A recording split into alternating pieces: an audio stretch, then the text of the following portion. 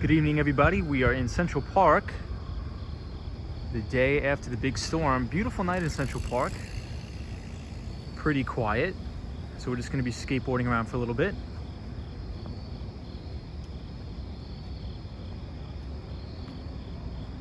Maybe only be on for about an hour or so. Hey, what's up, Soho? Hope you're well. Hope you're doing good, my friend. Hey, what's up, Elle? What's going on, guys? Soho, yeah, we're in Central Park. Yeah, Elle, it's extremely quiet in the park. Crazy quiet. So this is Central Park overlooking 59th Street. Hey, lady. Oh, what's up? Hope everybody's well. Happy Thursday. Coming up to the end of the week. We'll be walking around the park tonight / skateboarding, so hope you all enjoy. What's up, Rosie? I see Rosie in here. Hola, Rosie. I will say it's actually pretty cold in Central Park. I think after the big storm, it's probably only 75 degrees out, so a little bit cool. And we're overlooking Central Park Tower, as well as 220 Central Park South. Hey, what's up, Fred? I see Fred in here. What's up, guys? Hey, Lena Sandoval. Oh, Elle, I hope you're feeling better. Elle says she's not feeling too good.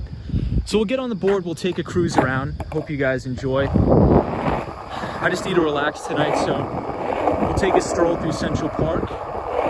Welcome, everybody. Hey, what's up, Brandy?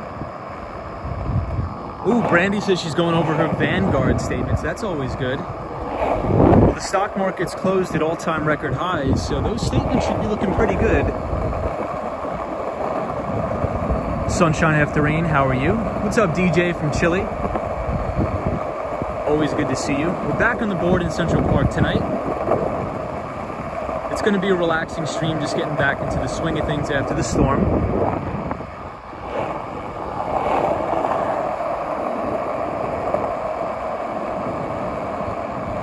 I know, Elle, we have a lot of new people here. We had a ton of people on the stream yesterday. This is my favorite view of the city here.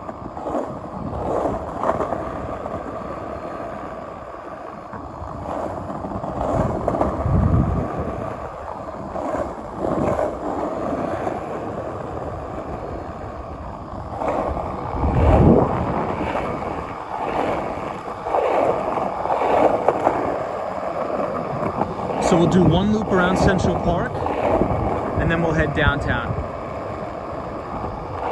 Yeah, Fred, last night was very busy. We had a lot of people. So always happy to welcome new people to the stream.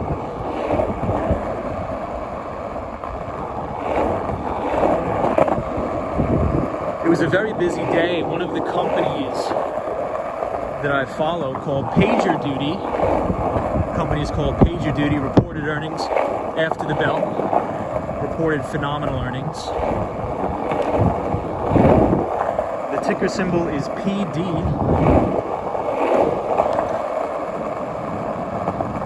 Hey, Susanna's here. Welcome to the stream, Susanna.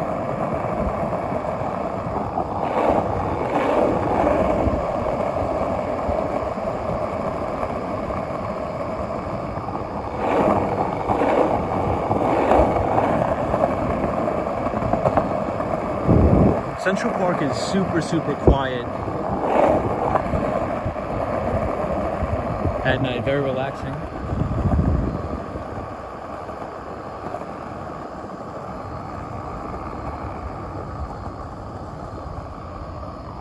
Pretty good views.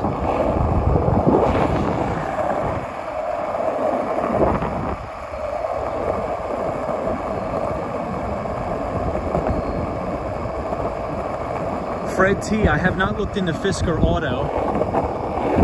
I have not. But I think the most pure play leader in that industry right now, in terms of EVs, is probably Tesla.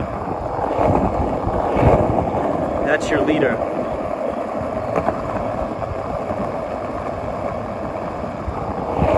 Yeah, lady. Oh, isn't the park well lit tonight? Usually a lot of these street lights are out, but not tonight. Hey, Bad Dangle's here. What's up, Bad Dangle? Hope everybody's well. It's good to see everybody again. And L, the original, is talking about all of the flooding in the subways, which is crazy.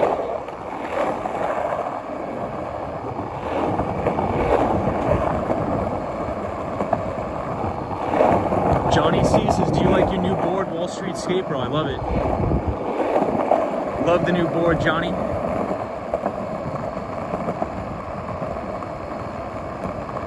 Hey, RJ is here.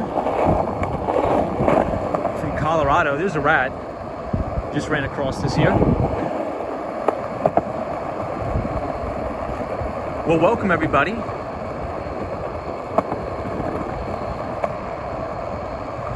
Hey, Bad Dangle, no problem, bro. Always good to see you. Always a pleasure to have you on the live stream.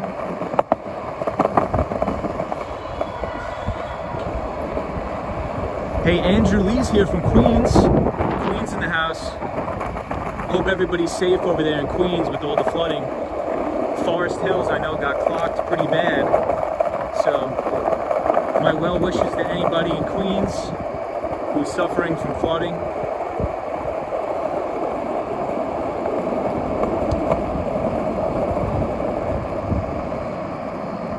Hey, Mr. Stallworth is here again. What's up, man? No problem. I believe, if I remember correctly, he's from Mississippi. He's a new viewer, so welcome, my friend. Always a pleasure to have you in the stream, and hopefully you can visit New York someday. But right now we're skateboarding in Central Park. But I'm glad you're enjoying the stream, bro. And it's a pleasure to have you here. So I'm not sure if we're going to be able to see this, guys, because it's so dark, but I'm going to try to show you guys anyway.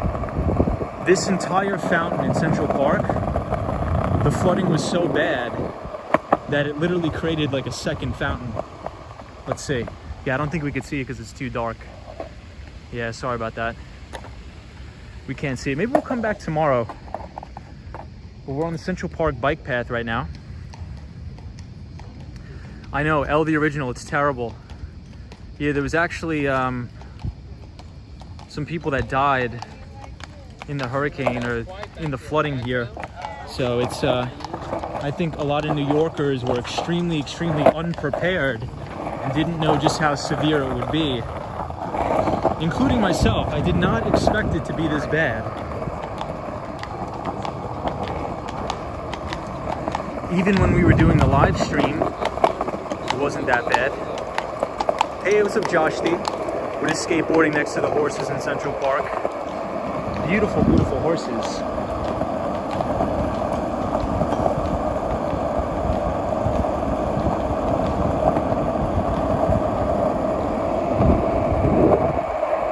So there's one thing, if anybody's on a skateboard or a bike today, you have to watch out. Even though the road looks clear, there's little rocks and pebbles that you could potentially fall, get your wheels caught on, so you gotta watch out, especially today.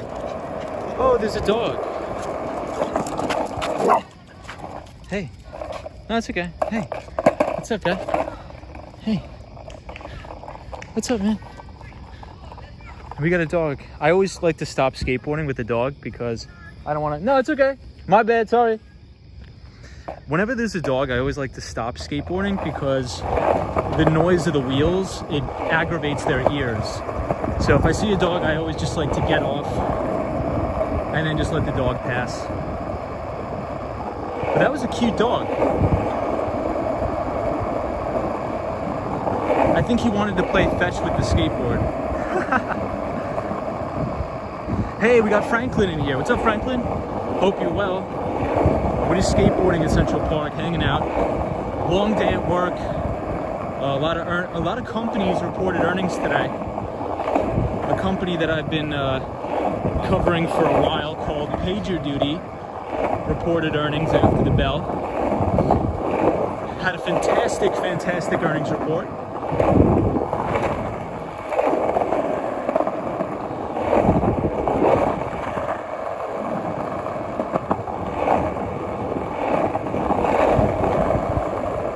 Jose says, your streams are saved. I would like to show it to my parents, but now they are sleeping.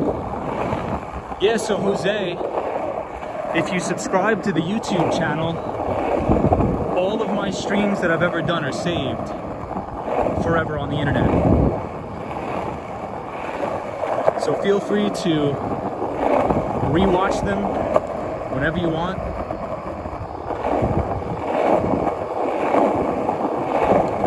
Feel free to rewatch the replay. Hey, Fred T says he saw a DocuSign report. Everybody, check out this view from the bike path.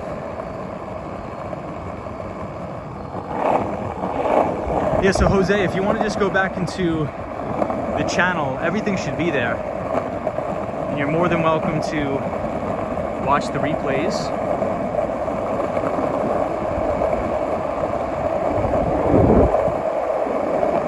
Hey, sunshine after rain.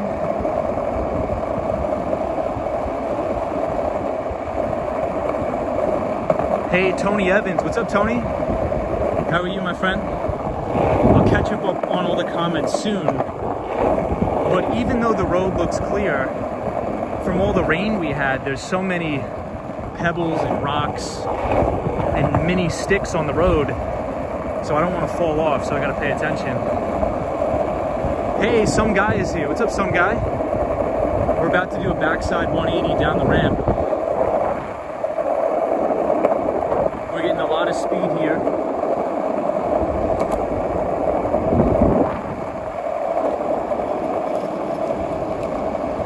Some guy, always nice to see you, my friend. And happy Thursday, everybody. Week's almost over. We got Friday coming up, so all good. And happy Labor Day. I completely forgot, so this Monday is Labor Day. So I hope everybody has a wonderful extended weekend.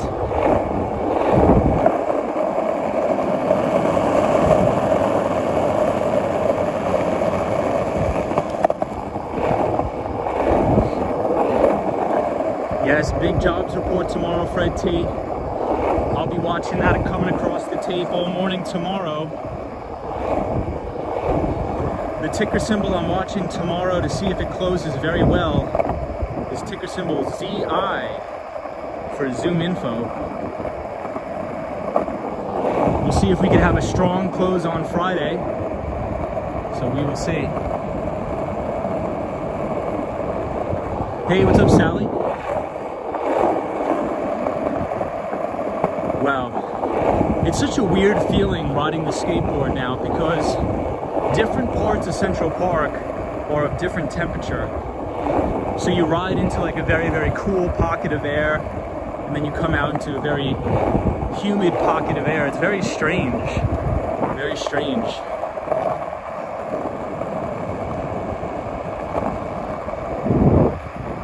Well, welcome everybody, hope you're well.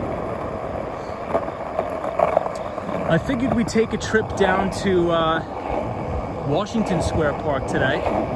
We haven't been there in a while on the stream, so I think it'd be nice to take a little trip down to Washington Square Park.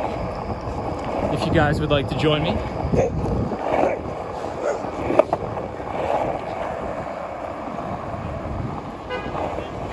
Alrighty, so here we are, Central Park South. 59th Street, right across the street from the New York Athletic Club. Hey, Sunshine New York is here. What's up, Sunshine? Hope you're well. Sunshine After Rain says no Brooklyn Bridge. Yeah, not today because There's still some flooding in specific areas, and I don't really want to get in the way. Hey, Charlie. I see Charlie in here. What's up, Charlie? Hope you're well. So we're on 6th Avenue here, guys. I'll show you Columbus Circle. So if you look directly down here, you'll see Columbus Circle. I'm the chief. I never had time. I don't know what that guy was doing. Looked a little crazy, guys. Looked a little crazy. But that's what we get here in New York. Everybody's a little crazy. I'm a little crazy, so it is what it is.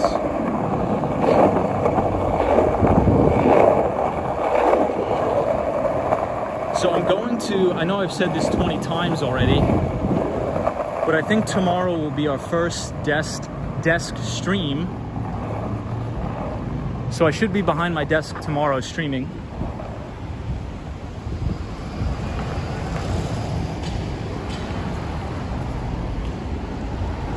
And this is Central Park Tower. Check out how tall this thing is.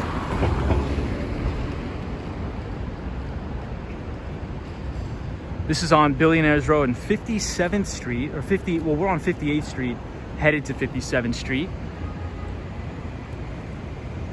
Hey, Joe Hernandez, what's going on, Joe? Sunshine After Rain, Sunshine New York. L the Original, Some Guy, what's up, everybody? Hey, Seal Bear, what's up? Seal Bear is newer to the stream, so it's a pleasure to have you, my friend. Welcome back. As we cruise around New York City on the skateboard tonight. Joe Hernandez, what's up, my friend? Hope you're doing well.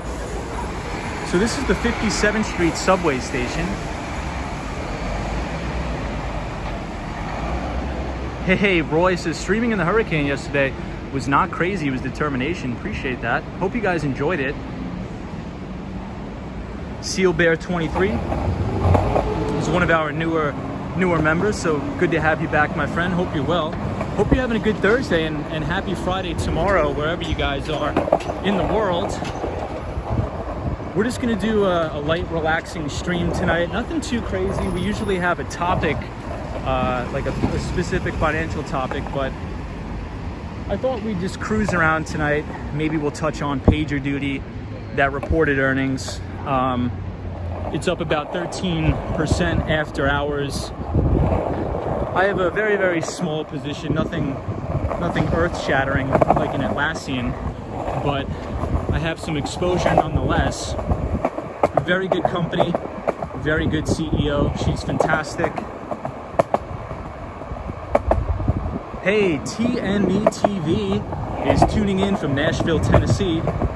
So shout out to everybody in the great state of Tennessee. I actually have been to Nashville, Tennessee one time for a business meeting, but I just wound up hanging out on the campus of Vanderbilt University, and it was one of the greatest experiences of my life. I could not believe just the sheer size of Vandy. Unbelievable university.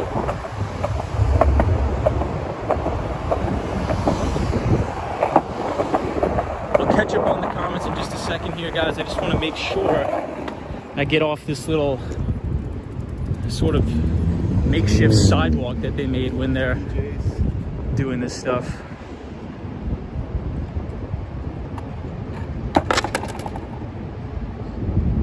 Franklin says, amazing city. L says, is there actual billionaires in this neighborhood? Tons. So one of which lives in 220 Central Park South, and which is the largest quantitative based hedge fund. Ken Griffin. Hey, Josh Dees here says Vandy is a great school.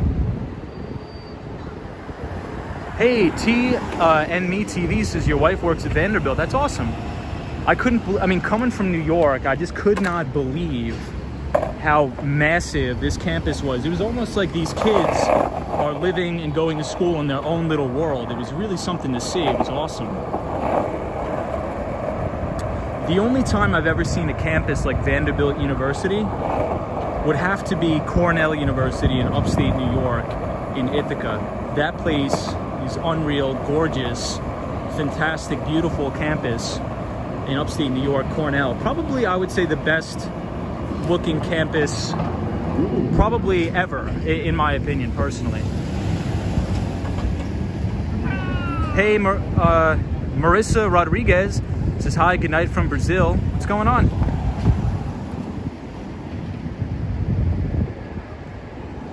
What's up, Josh? Welcome all our viewers from Brazil.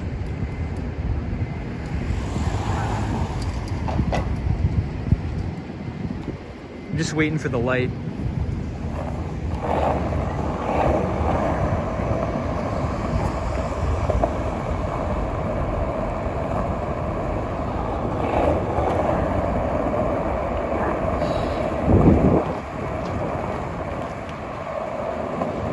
Hey Amanda, what's up? Hey Mark Davis, I see Mark Davis in the house. Our good pal from Toronto, Canada.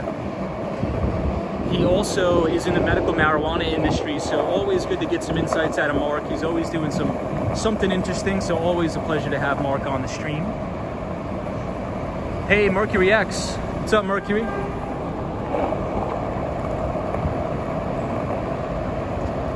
So we're going to be passing The Late Show with Stephen Colbert.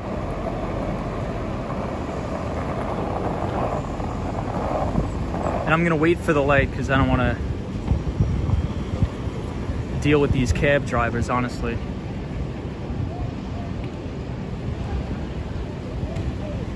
Hey, Leonardo's here from Brazil. What's up, Leonardo?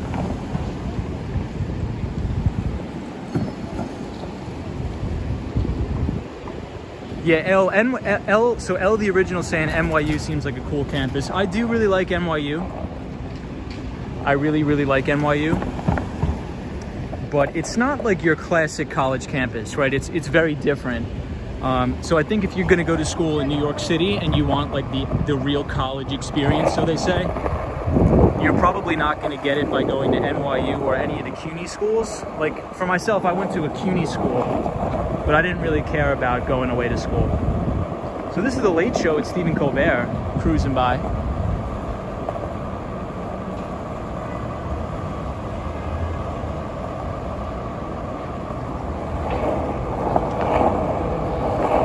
And this is Broadway. We're headed down Broadway, everybody.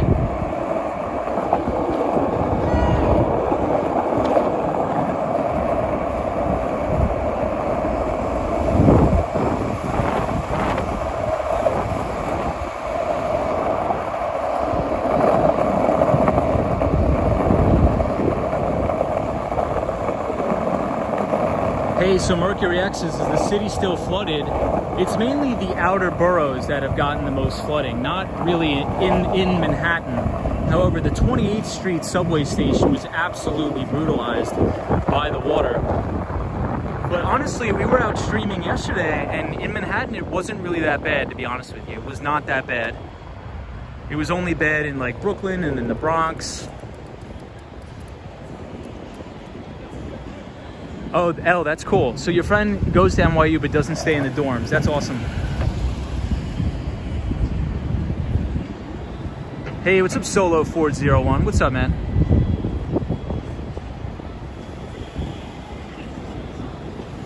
Hey, the Austin Tennis. I have not attended The Late Show in person. Yeah, the Austin Tennis. Thank you for asking, bro. Yeah, my mother lives in Long Island. My grandmother lives in Long Island. All good, all good. So the areas where they are, thank God it didn't flood. But we had some really, really hard hit areas in New Jersey and in Brooklyn. So it's a real tragedy what happened, and I believe a lot of people died. So it's really, really terrible and unfortunate. But in New York City, in Manhattan, at least, it wasn't that bad, at least from my experience.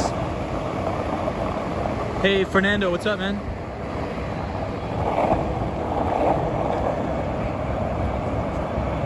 Fernando, today you were at my favorite place in all Central Park. That right there is my favorite place. It's super quiet, not a lot of people know about it, great view. I really enjoyed that today.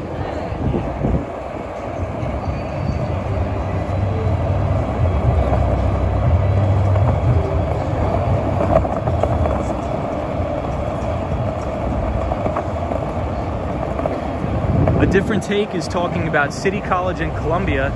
Let me read his comment real quick, because I think we have to take a detour anyway because we're coming up on that Ferris wheel.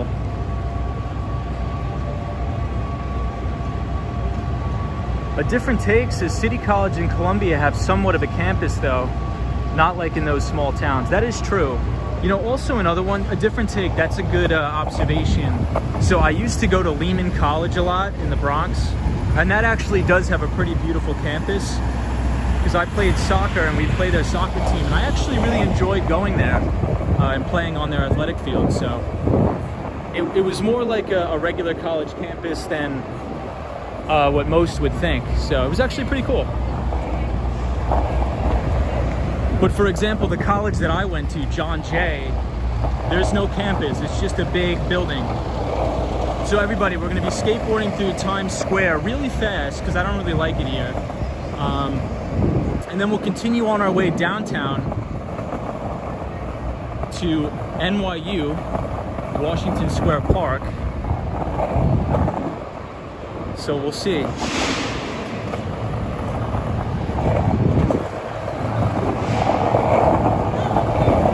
And I'll catch up on the comments in a bit.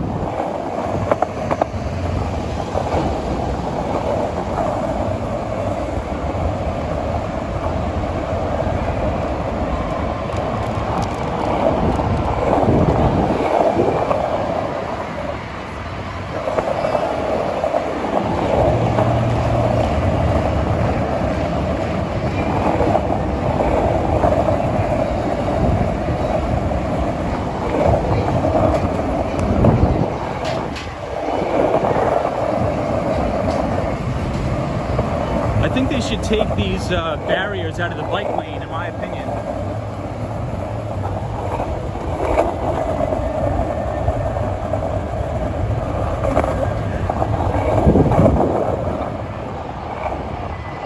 So this is the NASDAQ.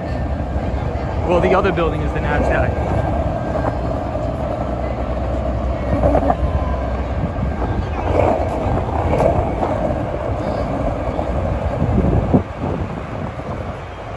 Alrighty, everybody. So we're here near the New York City Police Department.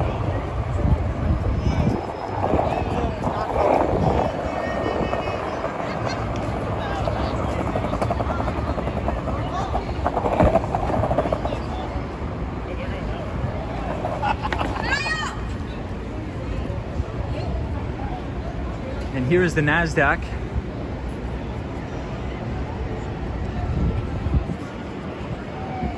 Hey, No Name, what's up, bro?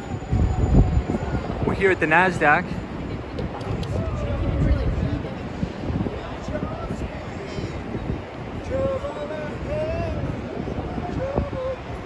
I would say this is my favorite spot in Times Square, the NASDAQ. Hey, and our pal Solo 401 is coming here in 7 days.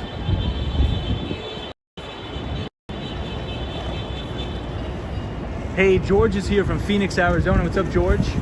I'll just give you guys a quick look around Times Square. I know I never really come here, but I think I'll give you guys just a quick look.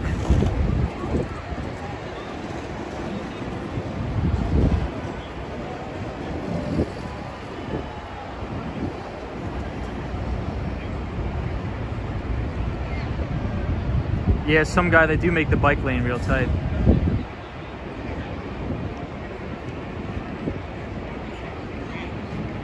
The Austin tennis, we're just freewheeling tonight. No real topic, but there is a company that I've been covering. I initiated coverage on it a while back called Pagerduty. So the Austin tennis, that's actually one of the companies I'm going to send you in the email that I think you should apply to. It's called Pagerduty. And very, very good company. They beat analyst expectations. As I've said, I knew they were going to crush earnings. And the stock is up about 13% after hours. Good company, good management, great growth, good earnings growth. I mean, you guys know that's the thing I look for the most is EPS growth, or earnings per share growth. So we are good. And the ticker symbol is PD for Pagerduty.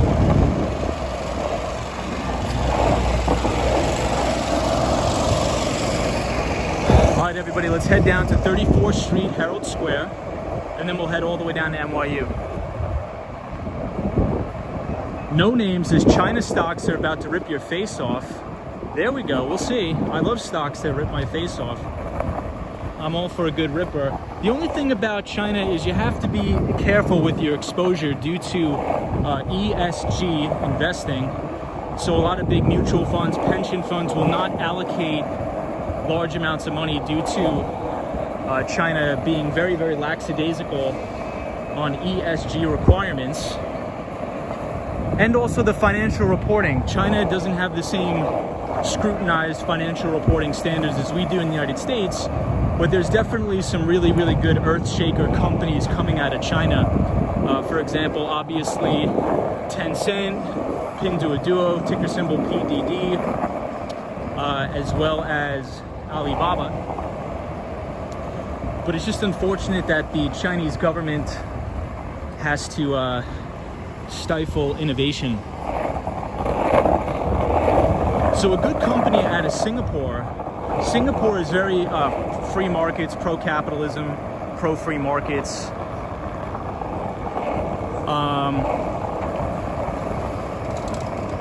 Is C. So ticker symbol SE. No Name says ESG, all overrated hyperbole. Yeah, you are right, but a lot of these crazies on a lot of these boards, board of directors, they will not allocate money to them. I have buddies who work at some, BlackRock, some of the largest mutual funds. They're analysts, and they are not. They're not allowed to allocate large amounts of money to those names due to those things. Because if you're investing, let's say if you're at, wealth management, and you're investing a family's trust or something like that, they're not going to want you to invest their money in these Chinese names, and it's just the truth. And I know a lot of this ESG stuff is overblown. That I do say is it's overblown, and usually Wall Street is using it as a marketing tactic to drive up their AUM or their assets under management. But it is true, a lot of the money will not flow to those names due to those reasons, but mainly because of the accounting practices. And here we have a look at the Empire State Building, and then I'll catch up on the comments for you guys. I see Shiloh in here. What's up, Shiloh?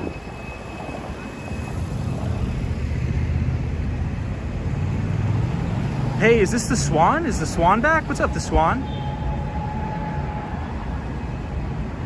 Yeah, No Name says China stocks all pulled back, Tal. Yeah, so Tal is that a lot of the education stocks, a lot of the Chinese education stocks. And the big problem with that is the government wants to be very, very controlling and essentially have a government run, which is pretty disappointing, but, we'll see.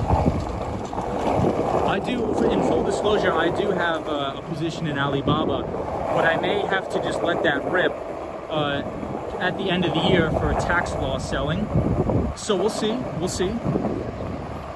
But I do have exposure to China, but as tax season comes up, I may let the whole position rip because, it'll even out my taxes. So here we are at Macy's here. Yeah, the Swan is from Ireland. What's up, the Swan? Hey, I see Daniel G here. What's up, Daniel? How are you? From Buenos Aires, Argentina. Hey, Diana Lee, what's going on?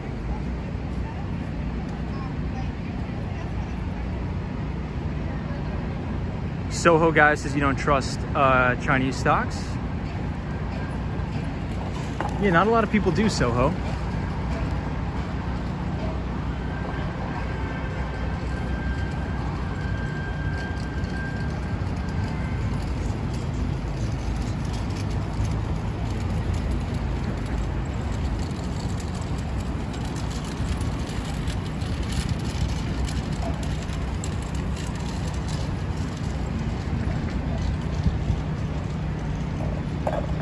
Alright, everybody, so we're here at Herald Square. Sunshine After Rain says Tom always gets the best views. No Name says, bro, use the whitewash rule with Baba. There we go.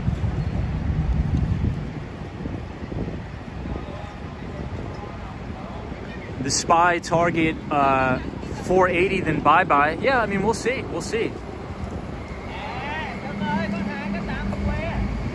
We'll definitely have to see. I think the number one thing that moves the markets is the Fed. As Stanley Druckenmiller says, you know, what is the Fed doing? And we just came out of Jackson Hole, and Federal Reserve Chair Jerome Powell says he's not going to start tapering, and he's not going to raise interest rates. But even if they do raise interest rates, they're still going to, you know, continue their asset purchases. They're still going to buy MBS, mortgage-backed securities, all that garbage. So we'll see. I think what I'm looking at, if you really want to forecast a big market sell-off, in my opinion, and my opinion is really not worth much, we got to look at the bond market. You got to look at the debt market. So as long as that 10-year yield is stabilized, I don't think, you know, having an uncontrolled sell-off in the debt market, then it's time to call it a day. And now we're coming up on Koreatown, one of my favorite spots in the city.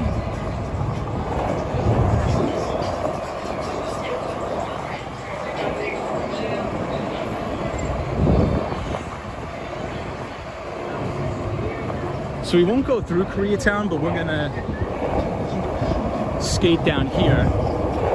I think we went through Koreatown earlier in the week.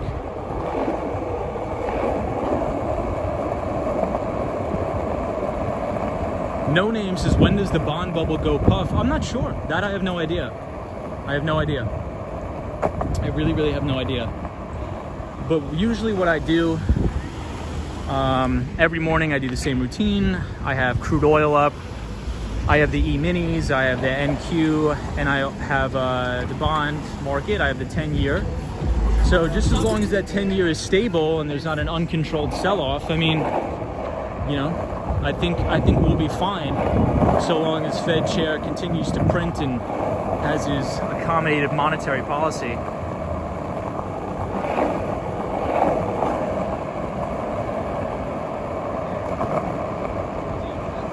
Oh, but the Austin tennis. So I have not found another place in New York City yet. So my move out date, just so everybody knows, I'm moving out of my apartment on the 30th. So September 30th, I will be moving out of my apartment.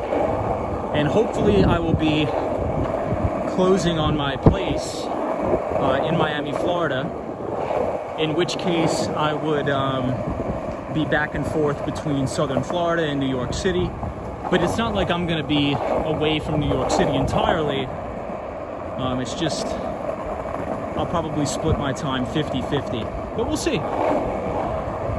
So to answer your question, no, I have not found another place, but I am looking for another apartment in New York City.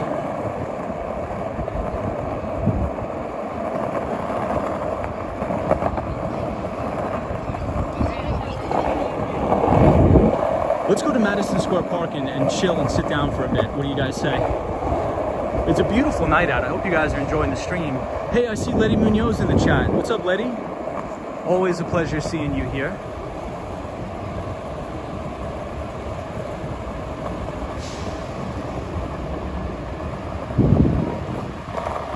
North Miami Beach. North Miami Beach.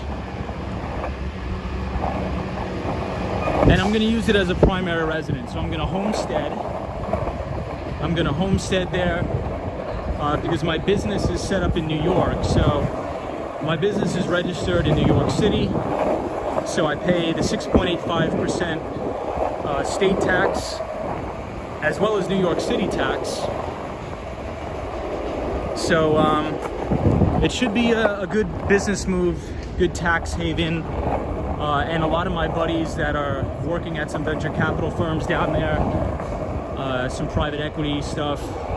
One of my buddies at the Carlyle Group is down there, so I think I'm going to be around a lot of like-minded people. So I think it'll be a good move just to have two locations. But longer term, I think I have my sights set on Denver, Colorado. So hopefully I can acquire a couple rental properties in Denver. Check out this view, guys. And I'll get to the comments. I know I've been like skipping almost every comment, but I just want to make sure I don't bust my face on the skateboard. A different take, not North Beach, no. So I'm very close to North Beach. The house is about a 2-mile bike ride from the water. About a 2-mile bike ride from the ocean. The reason why I did that is because I wanted to be in flood zone X. I don't want to have to deal. I know Florida floods a lot, but I don't really want to have to deal with flooding on a regular basis. So really the only time that property will flood is if there's something major, because it's flood zone X. So a FEMA flood zone X has like a 0.1% of flooding at least 1 foot in the next 50 years. So we'll see how it goes. We'll see how it turns out, but I'll never leave New York 100%, never. This is where, you know, a lot of my main business operations are. It's right here. I'll catch up on the comments in 1 second, guys.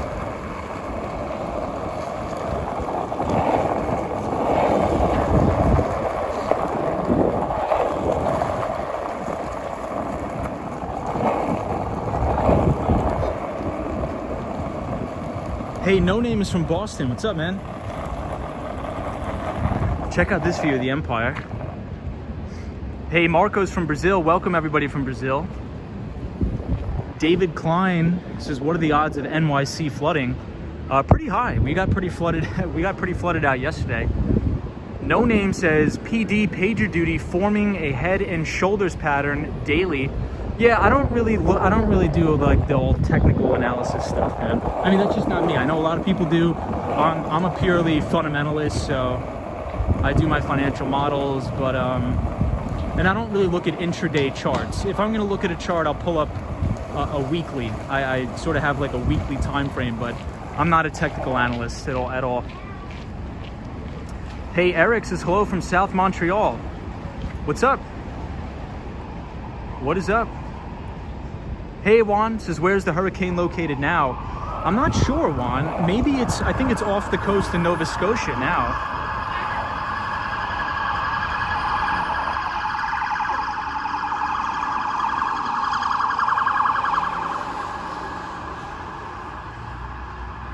No Name says chart technician. Yeah, I do use like some basic technical analysis, but the majority technicals is like secondary.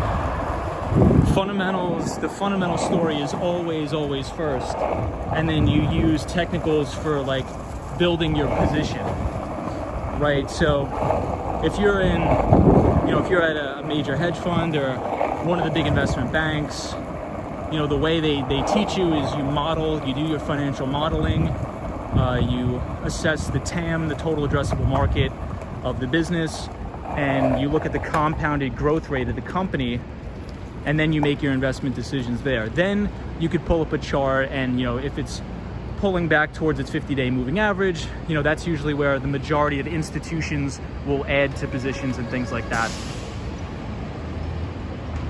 Hey, David says, I've lived in southern Florida 20 years, about 7 miles from the oceans. It's never flooded here. Wow. David, that's awesome. Lucky you. Hey, Emily's here. What's up, Emily? Says, hi, greetings from Texas. Be careful. Thank you, Emily. Hey, Marco's here, says good night. What's up, Marco? Eric says, good, you seem to master so much the skateboard. That's it, feels like a rollerblade. Yeah, so we're on the old board again, guys. We're not on the new one. No Name says, you mostly do options. No, I really never do options. I'm a size position trader. The only time I really dabble in the derivatives market is if I'm hedging my portfolio, right? So for example, about 2 weeks ago, I was roughly like 116% long. Then I got off margin completely, and then on all of my biggest names that make up the majority of my portfolio, I'll pick up like a couple lot of puts, and I'll sell calls, like in the money calls, just to hedge the portfolio's insurance, because I don't want to get in and out of these stocks, right? That's not what I do. I don't want to pay the tax. So if I can hold a position for 3 to 5 years in a fundamental name that I've researched, that's what I want to do. I don't want to pay the tax. So I'd much rather pick up insurance premium if I have a short-term negative outlook on the market. I'll pick up some options, but I'm not a derivative trader. That's not my expertise. The way I've learned and been taught was fundamentals over everything. Do your discounted cash flow models, do your fundamental analysis, model the company, be on the earnings calls. So for example, Atlassian is an Australian software company, which I've owned pretty much since IPO. And I've never sold it, but I have consistently picked up insurance on it. So that's when I'll go in the derivatives market, either sell calls to collect some premium to hedge my position on the way down.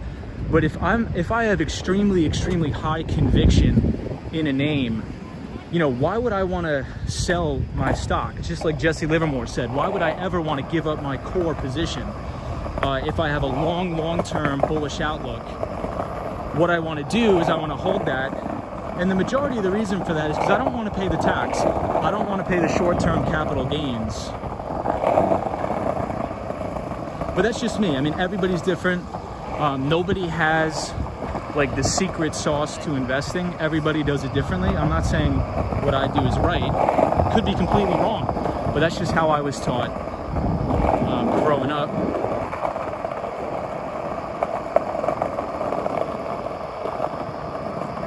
So this is what you call the ghost forest. Really nice. Hey, Diego's here. What's up, Diego? So this is the Ghost Forest in Madison Square Park. The Austin Tennis is, what do you do to evaluate various cryptocurrencies? I have a little bit of exposure to Bitcoin and Ethereum, but that's it. I don't really do anything else. Hey, Marco says, I'm watching from Sao Paulo, Brazil. Daniel G says, amazing view. Doesn't seem like there's any trace of flooding from yesterday in the Manhattan streets. No, not at all. Not at all. They did a pretty good job of cleaning everything up. But David, where specifically in Southern Florida do you live, if you don't mind me asking? You obviously don't have to answer that, but I would like to know because that was one of my main concerns before purchasing a piece of property down there, is the flooding concern.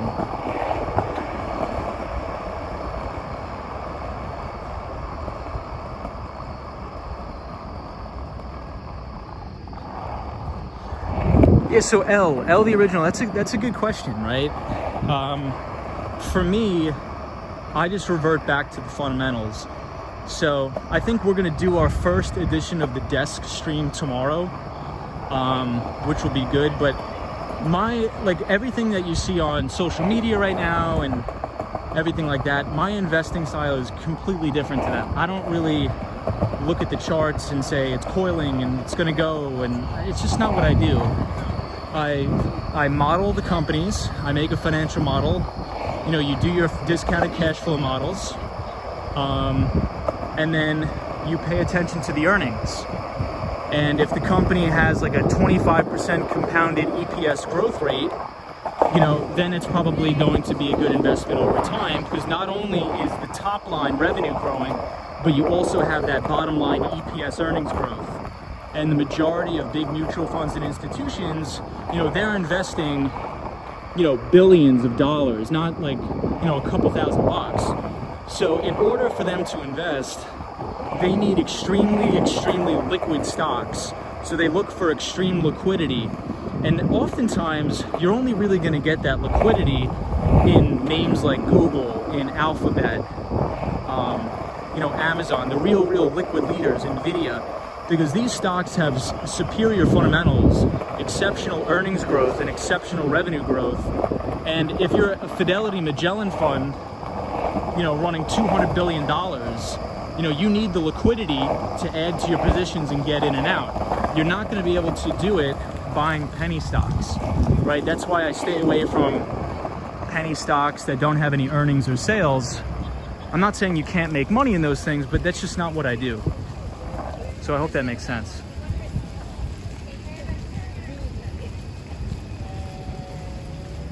Disney cast member says Florida gets some pretty extreme weather at times. I know, that's the only thing I'm worried about, Disney. Hey, No Name says Black Swan event to bring the market down. China invading Taiwan on September 25th. Dude, I hope not. I hope China does not invade Taiwan. Marco says, where are the girls skating? There's a lot of girls that, female skaters in the city, actually. There's a lot of people.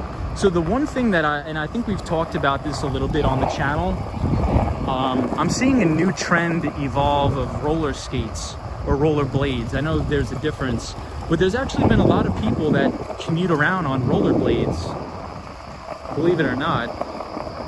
So maybe it's like a new trend, but I don't think I could ever get the hang of rollerblading.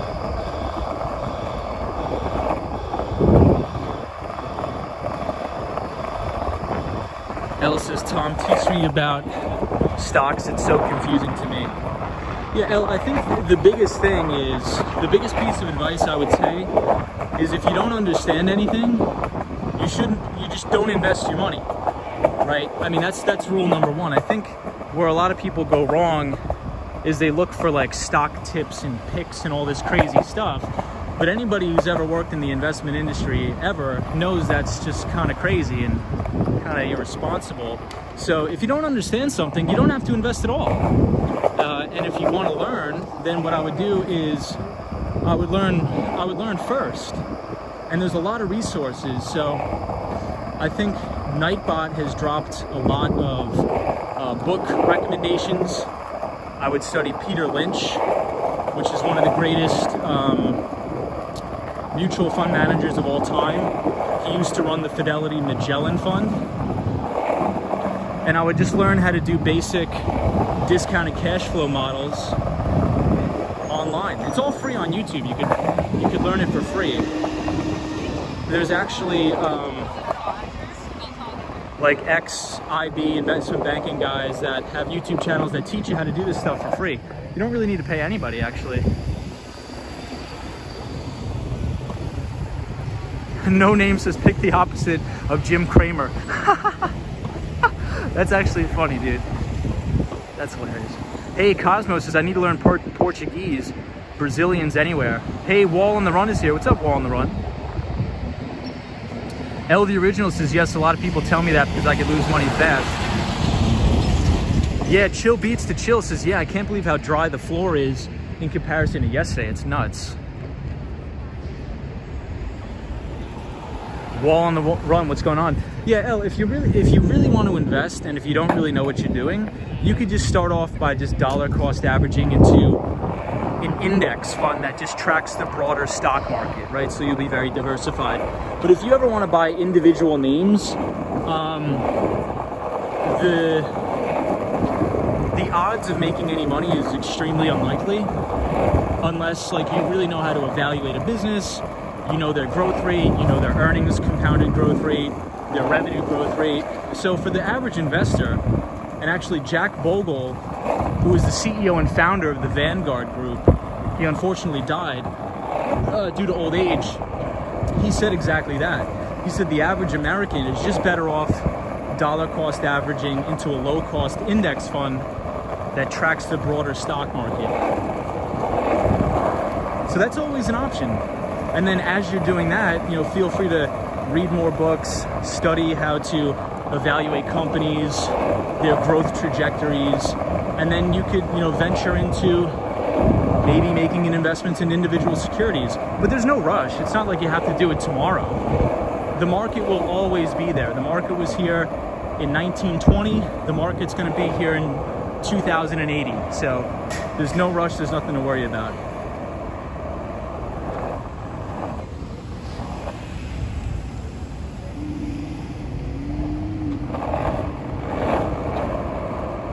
Wondering why you avoid the new skateboard. Is there an adjustment phase? Technically, yes. I don't want to stream on the brand new skateboard if I haven't really broken it in yet. And that's just me. Like a lot of people can just jump on a new board and cruise, but if I'm gonna be 3 hours on a skateboard, I really need to get a feel for the board. So a lot of the times what I've been doing is in the morning, like I'll skateboard to get a cup of coffee before work. and I'll use the new board just so I can, you know, do some like basic tricks on it, wear it in a little bit, because these trucks, even though I loosened them up, these things are solid. So it's not like this where it's broken in. It probably really doesn't make a difference, but I don't know. I'm weird like that. I don't know why. Like when I get used to a board, like I'm just so used to this thing. We've been crushing around 3 hours a night for the past 3 months on it. All right, so we're in Union Square. Here we are, everybody. I'm gonna sit down on a bench and read some of the comments. Wow, it looks nice out tonight. Hey, Daryl says, hey Tom, good evening. Hey, what's up, man? Daryl, I believe, is our pal from Chicago. So welcome, Daryl. Hope everything's well in Chicago. No Name says, I got old and switched to a longboard. Dude, longboards are amazing, bro. Longboards are great. I actually use a longboard when I skateboard on the boardwalk. So that's mainly for cruising, but you can get going crazy fast here. The only reason why I don't use a longboard in New York City is because these drivers are animals. They're crazy. So I need to be able to maneuver really quickly if somebody has like a road rage incident against me, or they're going too fast and trying to cut me off. I can't really stop on a dime on a longboard.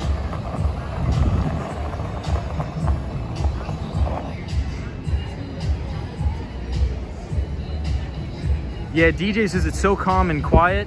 Oh, L says it's so calm and quiet. DJ says what a beautiful night. Hey, Milgros says goodbye.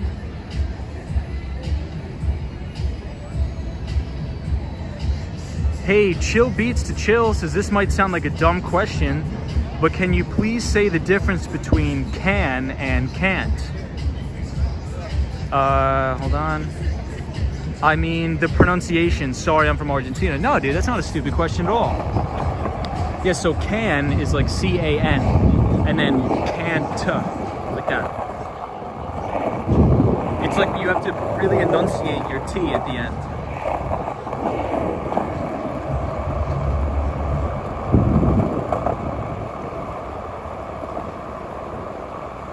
No Name says NYC trending up or chopping sideways. I'm gonna go out on a limb and say it's trending up.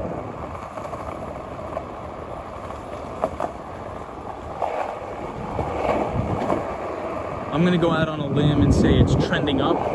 I don't believe the narrative that New York is never gonna recover from the pandemic. I've always held that instance that New York will never die. And if you look at the average rents in New York City, they've pretty much all recovered 100%. Going to be people that want to live in New York City, including myself. So I would say it's trending upward. Even though the government is not the best here, but you know, we're hoping for the best. We're getting a new mayor, so we'll give him a shot. We'll give him a chance. That's one thing about me. I don't really know anything about this new mayor, but de Blasio is so egregious that I think this guy's gonna do a good job, and I don't even know his name. So, I'm optimistic. You gotta give him a shot, see how he does. I think it'll be fine. All right, everybody, this is Union Square. We're gonna sit down and take a little bit of a break. Hey, Cosmo Scary says, I'm more excited about the new governor. Cosmo, you're right. So we do have a new governor. Governor Andrew Cuomo is no longer in commission, which is good. Hey, Eddie from Brazil. Hey, we have a ton of Brazilian viewers, so welcome everybody from Brazil, our pals from Brazil. Ali Perez says, I'm looking at my Broadway tickets from 2019. Bobby Hall says, what's coming down? No rain tonight, Bobby. It was coming down. We were getting hammered yesterday with the rain. No Name says the boarded windows tell a different story. Wall on the Run says, I like when New York City is quiet like this. I do too. I really do too. Yeah, L, so we have a female governor. It's the first female governor in New York City. Hey, Daniela, welcome from Argentina. Eric 212 says I'm more positive on commercial rent than office rent.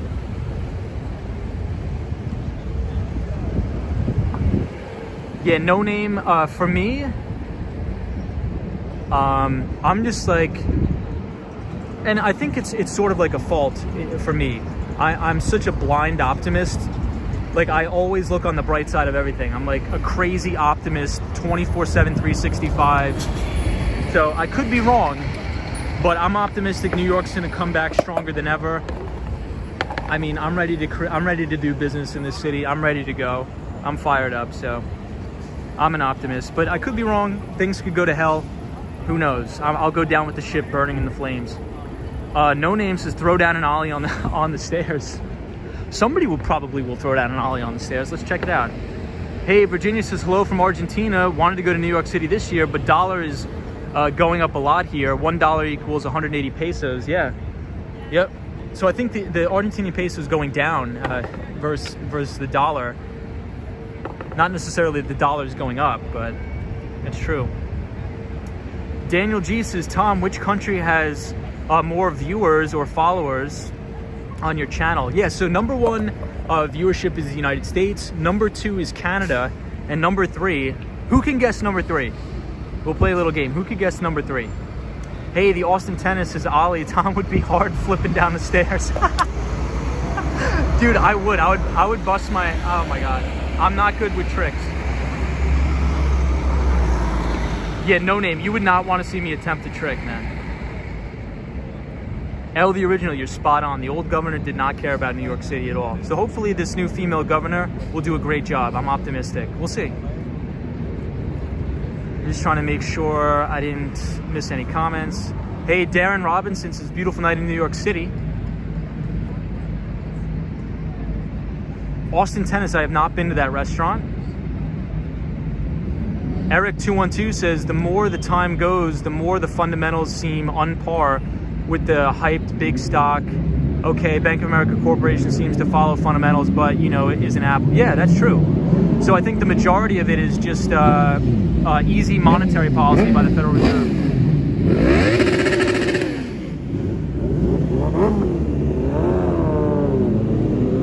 Glencore will sure hit hard. You're optimist time to time if you get into a situation with them.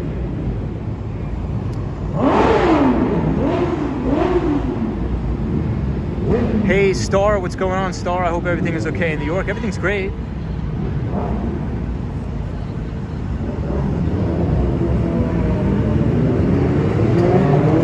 Lena Sandoval says number 3, Mexico. No, number 3, you'd be surprised, but the number 3 is the UK, and number 4 is Argentina.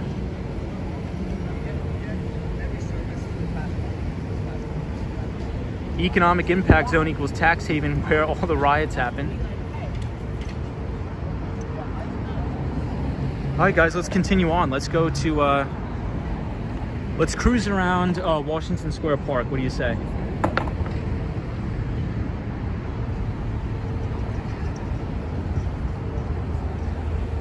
Hey, Buying Tears. What's up, Buying Tears? Says, hope to see New York City back to normal.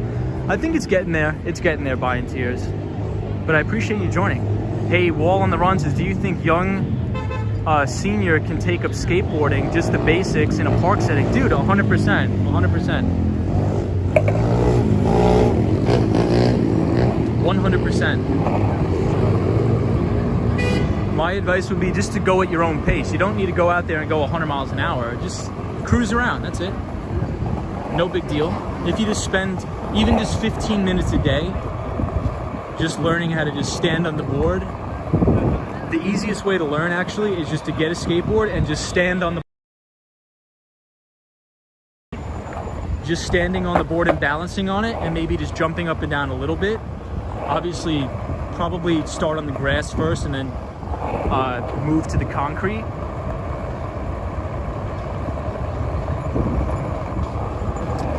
But yeah, I would just say stand on the board, don't rush it, because if you try to rush it, you're gonna crack your skull. I've done that many times. Eric says, is your company trading or completely other domain? Could you clarify that? Guys, check out this mural here. Isn't it beautiful? It's all flowers. It's great. Austin Tennis says, how do you stop on a dime if you need to on the board? I'll show you. Let's see. You just got to put your foot down. So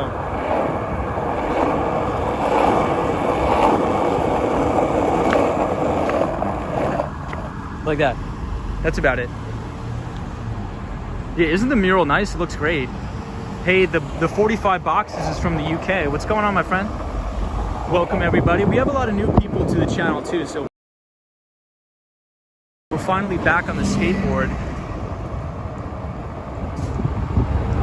And we're hanging out by Union Square. We're going to go down to NYU and hang out with El the Original's buddies. Just kidding. We're just going to skateboard around. We're just going to skateboard around Washington Square Park.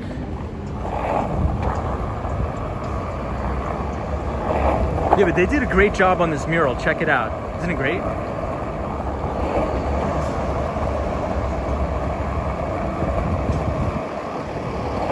It looks awesome. Hey, Star, thank you, my friend. I appreciate that. Thank you.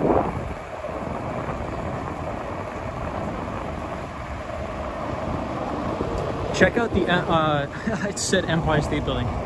Check out the Freedom Tower. We'll be able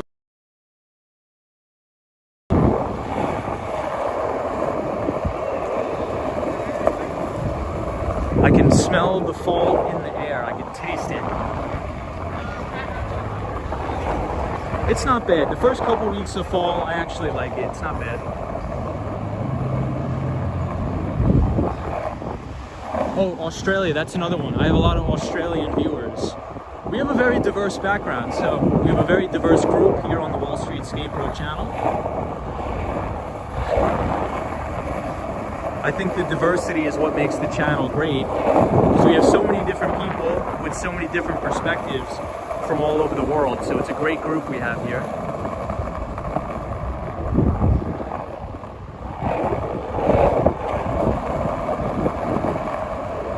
Yeah, Cosmo, right? It's tonight is actually like kind of cold. It's a little bit cold. I'm wearing a t-shirt and I'm cold. El the Original says, when winter hits, will you still go live, Tom? Yeah, so El, I'll still be skateboarding and punishing myself in the brutalized cold winter, but hopefully I'll be down in southern Florida where we'll do streams from Miami as well. So we'll do half the streams from Miami, half the streams from New York City, and we'll have a good time. Hey, let's get a solo in the chat, exclamation point solo, for our pal Solo401 for the World Trade Center. Solo401 is joining us from Rhode Island, and his favorite building is the Freedom Tower.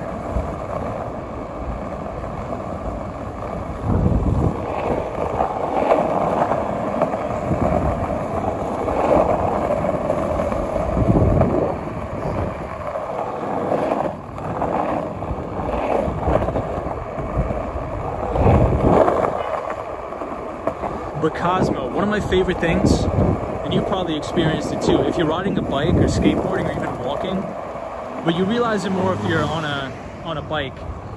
In Central Park, when you go downhill, like it'll be 80 degrees and then you'll go like 70 degrees real quick. It's like you hit this crazy cold air pocket. It's really cool.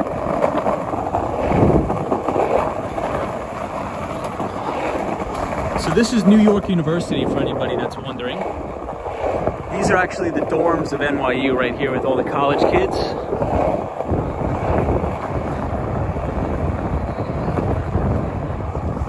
NYU is a very nice school, very expensive school. I could never afford to go here. And I could never get the grades to get in here. But it's a beautiful school nonetheless. I think it's really beautiful. The Austin Tennis says Tom fits right in at NYU. I'm a CUNY kid. I'm a CUNY student. I think I fit in better with CUNY students because the majority of CUNY students are from New York, hardworking people. Not to say that NYU students aren't, but CUNY is different. We're a commuter school, and the majority of the CUNY students have a job while they go to college too. It's just a different demographic, but I enjoyed it. I enjoyed my time as a college student here in New York City.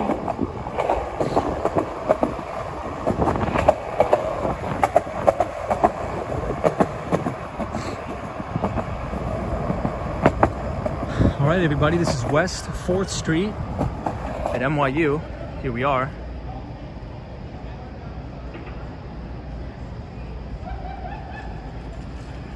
Hey, Tech Explorers NYC, what's up, bro? Hope you're well. Hope you're safe too. DJ says Toronto is beautiful. It is beautiful. Cosmo says I need to learn to ride. You could definitely learn. Mark Davis says, Tom, hope you stream live from Toronto one day. Mark, trust me, I want to, but I'm not even allowed in the country. I promise. I'm itching to get back to Canada. So me and my buddies were planning a trip. What we wanted to do is we wanted to take an Amtrak train to Montreal. I think that's what it was. It's supposedly one of the most beautiful train rides in the world from New York City to Montreal. So no Washington Square Park tonight, guys. It's blocked off, unfortunately. Hey, Tech Explorers NYC says, garage in my building flooded. Yikes. Not good. It's the time of year when Yankees choke. Says no name. Cosmo Scary says, a lot of CUNY people seem to come from working class immigrant backgrounds. Yeah, exactly. Yep. That was my situation too, Cosmo.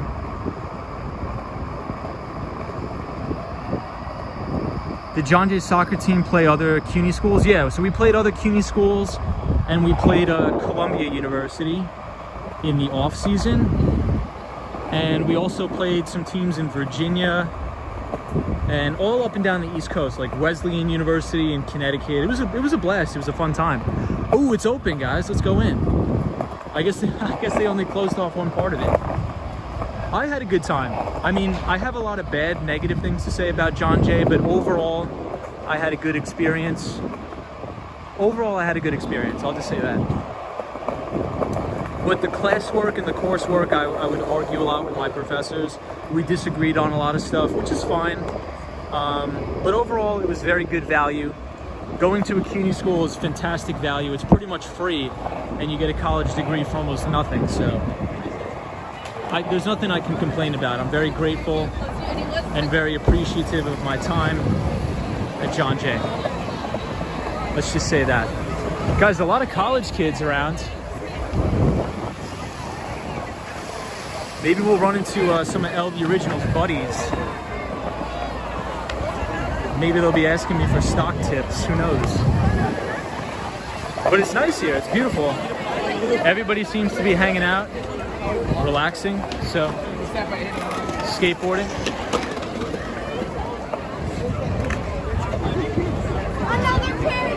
Doesn't seem to be bad, seems cool.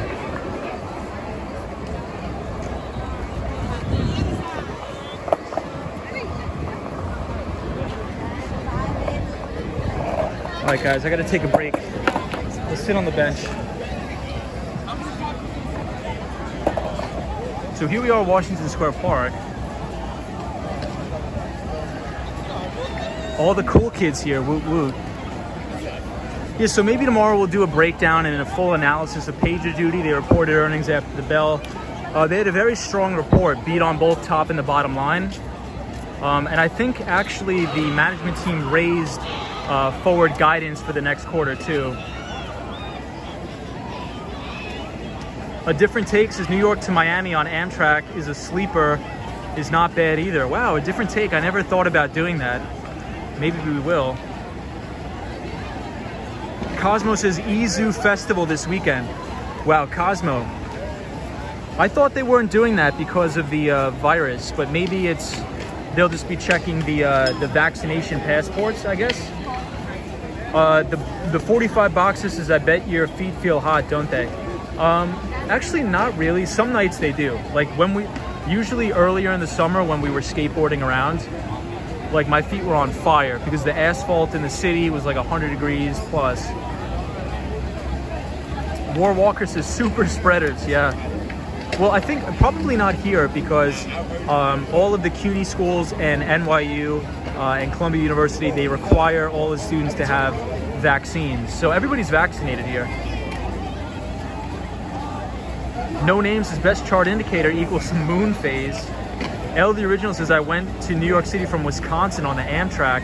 It was the longest ride ever, but amazing views. I paid about $300. I didn't get to New York until like a day after, around 9 p.m. Wow.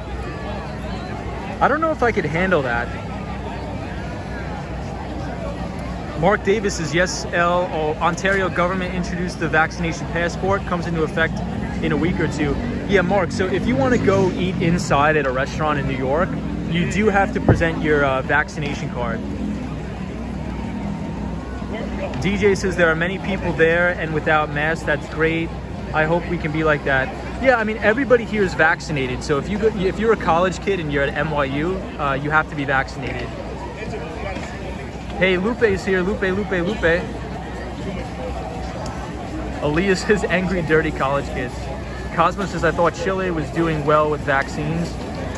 I'm not too sure how they're doing with vaccines, actually. Grant Link says yes, beautiful fountain and arch.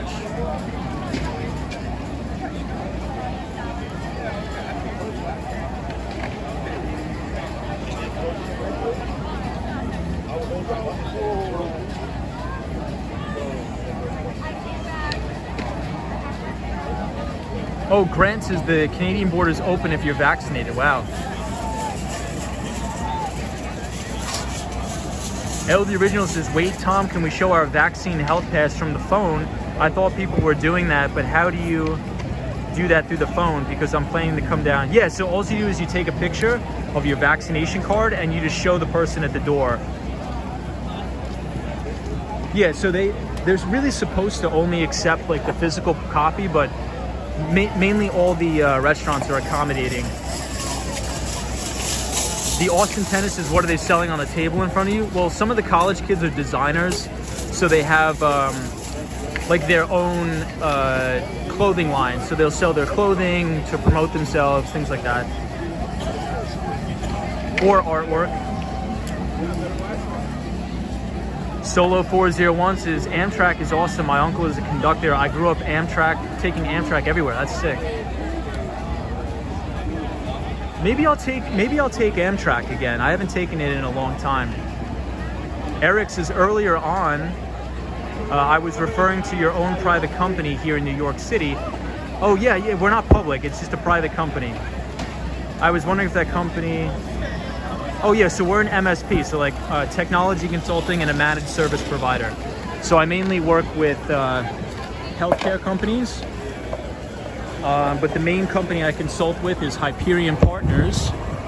So I'll do all of like the electronic visit verification for the hospitals, the home healthcare agencies, the nursing homes, and I set up, that was a sick trick, he nailed that.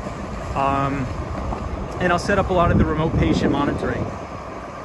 For some of the primary care physicians, the home health care offices and agencies and things like that, as well as a lot of MDM software. So we can resell like code-proof VMware Workspace ONE, really anything, and we can customize it and integrate it with any sort of API that the customer needs, or if they're building their own infrastructure, we can facilitate that, and also build out an SD-WAN network. And an SD-WAN network is a software-defined wide area network. So if you think about a traditional MPLS network, which is multi-protocol switch labeling, even though many businesses still need that on-premise infrastructure, now that everybody's working remote, everybody tends to transition over to an SD-WAN infrastructure. So it's a little bit easier to manage, software-based, things like that.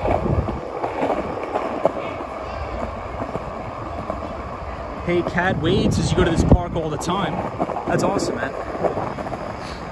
Look at these kids. They're playing some sort of game.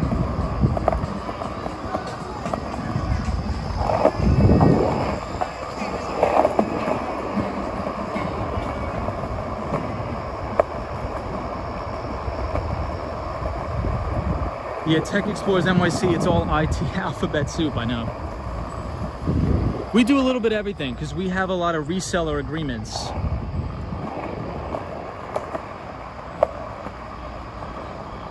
Yeah, in the software space, technology space, it's all these acronyms, it's all junk.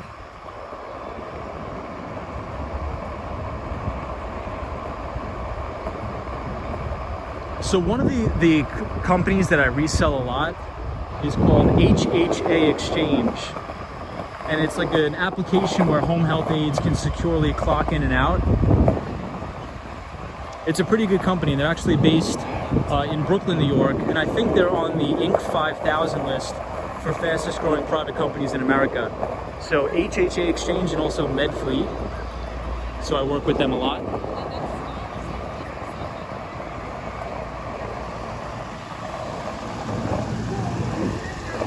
And here we have the World Trade Center. Hey, Chris is from Australia. What's up, Chris?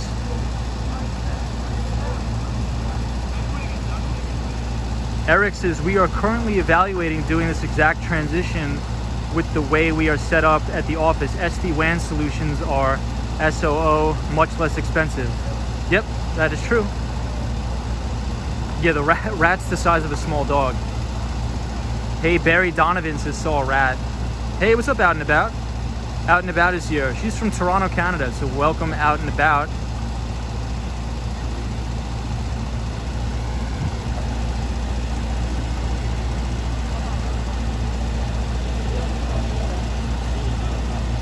L the Original says, 4 of my sisters are nurses, but 2 of them haven't taken the vaccine yet. Hopefully they don't lose their jobs. Wow. Because New York City is so strict.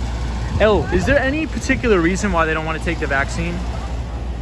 Hey, Jay Sanders from Toronto. Is there any reason they don't want to take the vaccine? Are they worried about something?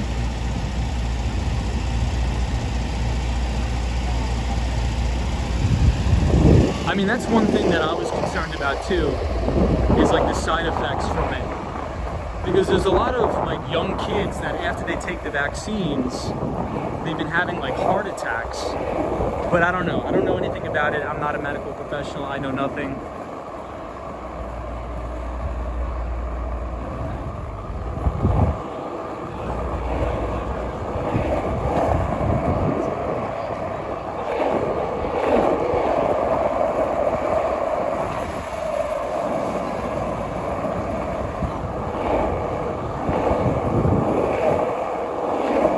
So a big booming industry, if anybody's interested in getting a job in tech, I would look to a lot of the cybersecurity companies.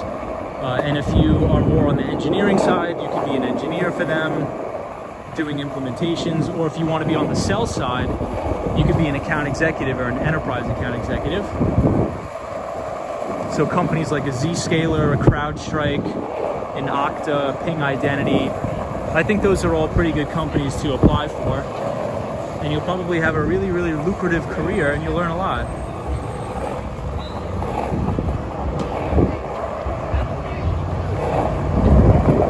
So we're skateboarding through the NYU college town.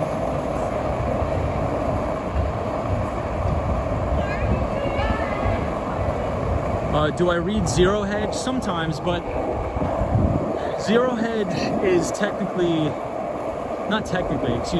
Zero Hedge is really, really like fear-based media. They're right, but it's all like fear, 100%. In the investment business, you really have to watch out for people who are always bearish, right? Like a Peter Schiff, because even though they may be right in their overall thesis, they underestimate the power of the Federal Reserve. And like Peter Schiff's fund, Zero Pacific Capital, has lost money for their investors over the past decade. But he's right. Everything Peter Schiff says is right. But he's consistently lost money over the past decade.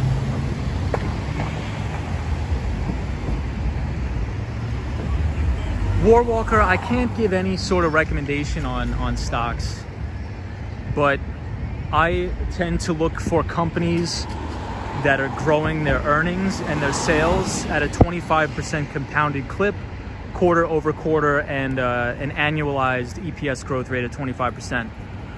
So if you can identify those companies, those would be the ones that I would probably tend to lean towards, but I can't recommend a specific name, unfortunately.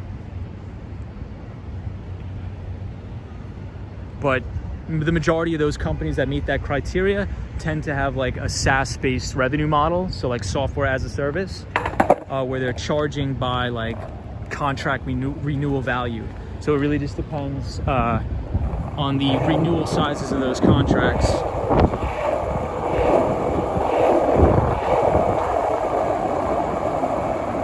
But I appreciate everybody joining the stream tonight. Hopefully you guys are enjoying. It's been a pretty chill stream so far.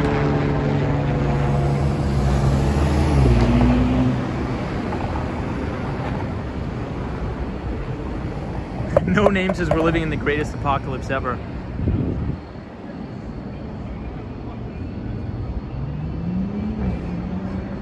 Tech Explorers NYC, he asked about industry. I think tech is still having a strong showing in the short term, especially. Yeah. So tech is like, if you look at the S&P 500, it's a market cap weighted index, and look at all like the top holdings that make up the S&P 500. You have your Microsofts, your Apples. So yeah, I would say tech is usually where it's at. My favorite tech company is probably, in a sentimental value, my favorite tech company is Salesforce, just because I have so much respect for Mark Benioff. But in terms of overall like profitability and execution, I would say Microsoft. How did you become expert and invested in the stock market? I'm not an expert in the stock market at all, by any means. I don't think really anybody can be an expert. I'm not. This is just what I love to do. Like some people like watching sports and going to the Yankees game. Like I am obsessed with the financial markets. I don't know why. I don't really know why. I just love the money business. I love tech. I love evaluating companies. So it's just something I like to do. It's weird. Ray Dalio was a draft dodger so he could make money in Bitcoin. Was a draft dodger. I don't know about that. John L. says, how many were lost in the New York hurricane? I think we actually had 29 people that unfortunately lost their lives. Cosmo Scary says, thought you'd say Atlassian. Yeah, I do have a very big position in Atlassian. Eric212, I'm kind of always afraid of people's pretending to be experts. Yeah, you should. You definitely should. I think that's a very smart thing to do. The biggest piece of advice I would give is don't take investment advice from other people. You have to really do your own due diligence. I mean, it's your money, right? I mean, if you work, I would assume everybody goes out and works extremely, extremely hard for their money, right? So why would you just invest on a tip or a pick of some random person? I would never do that. So I agree with you. You should be skeptical. But if you want to learn, I would just learn from the people who've actually like done it. So for example, Stanley Druckenmiller, which is the greatest investor of all time, arguably. He used to work directly under George Soros, and I know that's very controversial, but we won't get into it. I would listen to people like Peter Lynch. He was the former manager of the Fidelity Magellan Fund. Who else is a good investor?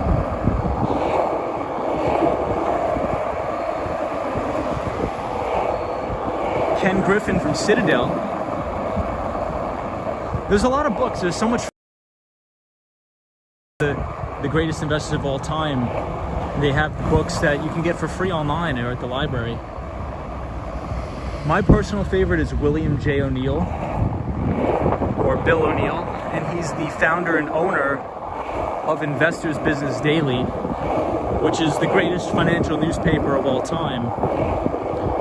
But they actually just sold the company to News Corp, so Rupert Murdoch's company, they just sold the company to.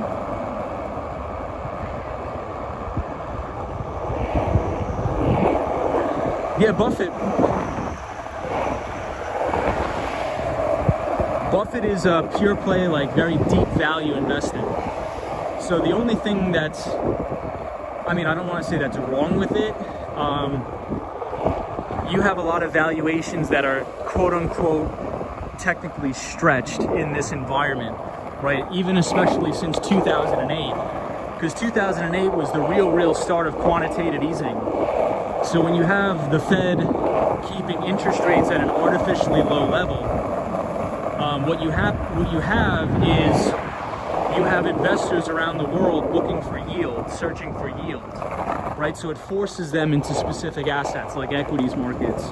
So companies that have extremely good fundamentals, all the money chases those companies, so their valuations tend to get stretched. So what you have is you have what's called a multiple expansion. That's why you see things trading at, 8x sales, 10x sales, all this crazy stuff, because investors are willing to pay up for that future earnings growth, because there's nowhere else to put your money to get yield, because the Federal Reserve is extremely accommodative, and they have interest rates near zero.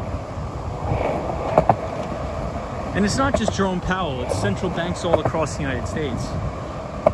So this is Stern Business School. We'll take a little walk around Stern.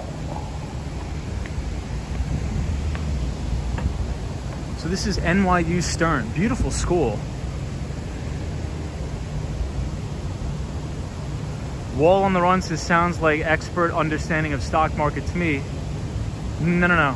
I just like, it's just a hobby of mine. Like, I read a lot about it. Like, my life is consumed by it. Just like some people know every single stat of every single player on the Yankees, but it's just like me with the financial markets.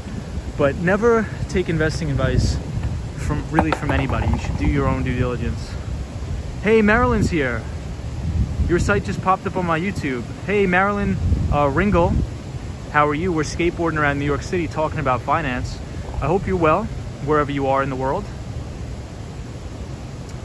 Hey, Marco says, where are the nocturnal bugs? I'm not sure about that, Marco. Amanda says, Back to the Future movies. Marilyn says, just subscribed. Oh, thank you so much. Thank you so much. So if you look at the Nightbot, these are actually my top recommended books if you want to learn about the stock market. So Common Stocks and Uncommon Profits is one of my favorite investment books, and it's by Phil Fisher. And Phil Fisher is the founder of Fisher Investments. I'm sure everybody knows about Fisher Investments. It's a great book, phenomenal book. And then obviously One Up on Wall Street. Oh, I asked how you became interested in the stock market, not invested. Oh, I just have always had an interest in like money, how businesses worked. Because if you're interested in the stock market, if you see stocks going up, you're like, well, why is this stock going up? And then you dig in and understand the reasoning behind why different stocks are going up and different stocks are going down. And what I've found over time is that stock prices tend to follow the earnings trajectory of the company. That's why I heavyweight fundamentals over everything, over technical analysis and anything like that. Because over time, if the business is earning money, if the business is creating and generating cash flow, that business is going to appreciate in value, right? But if you have like a penny stock that's trading, in the OTC markets and they have no sales and no earnings, well, then nobody's going to want to buy that stock. Why would I want to buy a stock in a company that's losing money and is generating no revenue when I could buy a company like Microsoft that is growing their earnings at a 25% compounded annual growth rate? I don't know about you guys, but these things are pretty cool. So these are skylights that go all the way down to the classrooms, I believe. Hey, Joshua Thomas says, you're the man, Joshua. Hey, Marcel Thomas says, I wish I can come to New York. Marcel, what's up, bro? Hope you're well. I hope you come to New York too. Alana Perez is looking for an answer at college. NYC, woo woohoo. Awesome. I hope you come to college in New York City. You're gonna love it. But we're at NYU Stern. Cosmo, you got denied at NYU? No big deal, man. Cosmo, I didn't even bother applying because I did not have anything close to the amount of grades to be able to get into NYU. Not at all. But Cosmo, at least you went to Baruch, dude. Baruch, I say Baruch is actually better than NYU Stern because NYU is just overpriced in my opinion. I probably shouldn't be saying that while I'm sitting next to a bunch of NYU kids. Joshua said, yes, he said my name. Much love, brother. What's up, Joshua Coleman? Joshua Thomas Coleman. I love your profile picture, bro. Hey, No Name says, stay away from pink sheets, weed stocks, crypto, and anything under $10. I pretty much agree with that. Besides the crypto thing. But I think that's a good thesis. Do you like soccer? Marco, yes, I played college soccer. I'll read some of the comments. Hey, Kay Wade says, can you please say that name again of the book? It's called Common Stocks and Uncommon Profits by Phil Fisher. And you could probably get it for free online or go to your local library and get it for free. And One Up on Wall Street by Peter Lynch, as well as How to Make Money in Stocks by William J. O'Neill.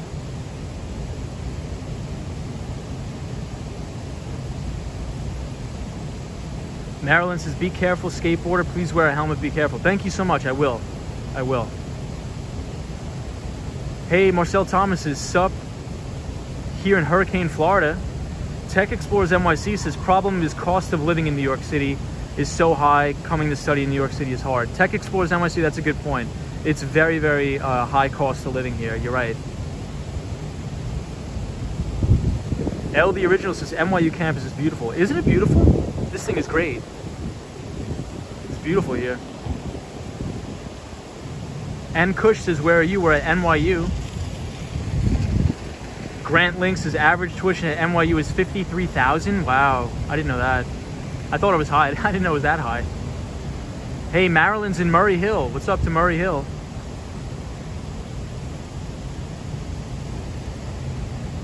The enemies from within, Federal Reserve, central banks, World Bank, and the IMF, International Monetary Fund, all owned by the Rothschild family and the Fed. I agree with that. We won't get down too much that rabbit hole, but I do agree with that. And the Fed, indeed. You got to bring back the gold standard. Have you tried Prince Street Pizza? I love Prince Street Pizza. We could actually skateboard past it tonight. I love it so much. I really love Prince Street Pizza. So, in-state tuition is definitely a lot cheaper. Cosmo could probably attest to that too. We both are New Yorkers and we went to a CUNY school. And we get in-state tuition. So I think I paid, I think like $3,000 a semester, maybe, I don't know, something around there. Hey, I see Gio in the chat. What's up? Hey, Gio, what's up, man? We were just talking about a company that I follow on here. That I've been following and I've initiated coverage on a couple months ago called Pagerduty. PD is the ticker symbol. They reported earnings after the bell. The stock is up 13% after hours. It's a great company, PagerDuty. So check it out. I still have to listen to the actual earnings call. I only read the notes on the Bloomberg terminal, but when I go home, I'm gonna listen to the entire earnings conference call because I think they actually guided higher for next year's full revenue. So they guided higher, so it was a beat and raise quarter. David said NYC got demolished yesterday, sadly. I know. Welcome, Gio. Oh, Cosmo Scary says, I actually had the Macaulay Scholarship, so I paid very little, $200. So for people that don't know, the people who get the Macaulay Honors College are the smartest kids pretty much ever. So we have a freaking genius in the chat room, Cosmo Scary. There's only like 7 kids, I think, that get the Macaulay Honors College Scholarship.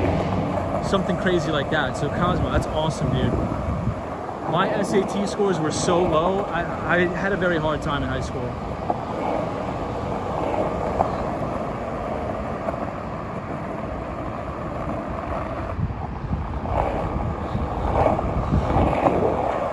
For me, I have a very, very difficult time learning in a classroom setting. I think it's because I have ADHD. I need to be outside. I'd much rather listen to an audiobook or do my own research or read in the library or something like that than sit still in a desk. I don't know, it's just me. It's just a weird sort of habit. I've never been good at it. I don't know.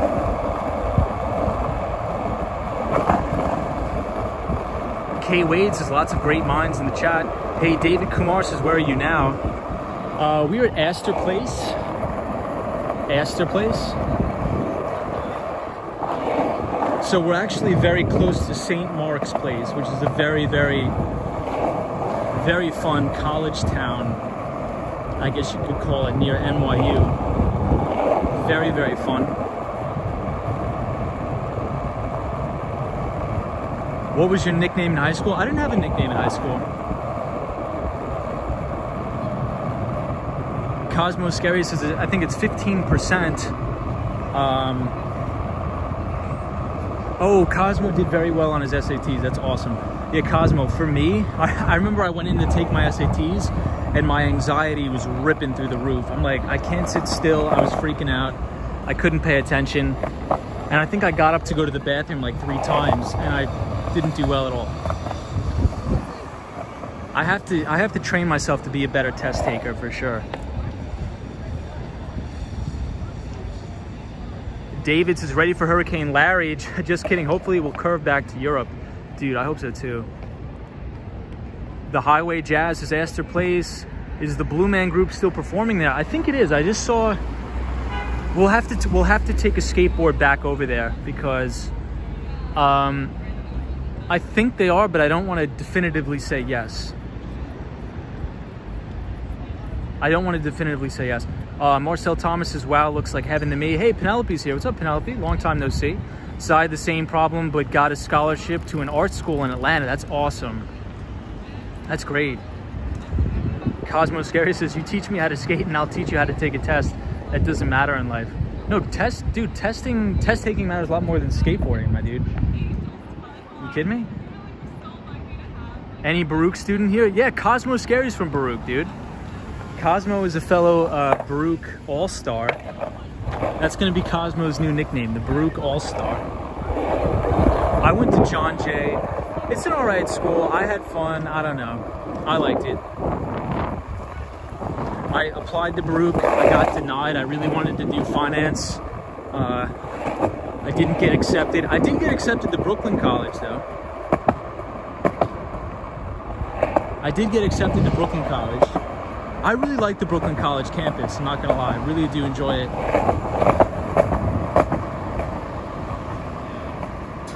Oh yeah, so there is the Blue Man Group here. Here, we'll check it out.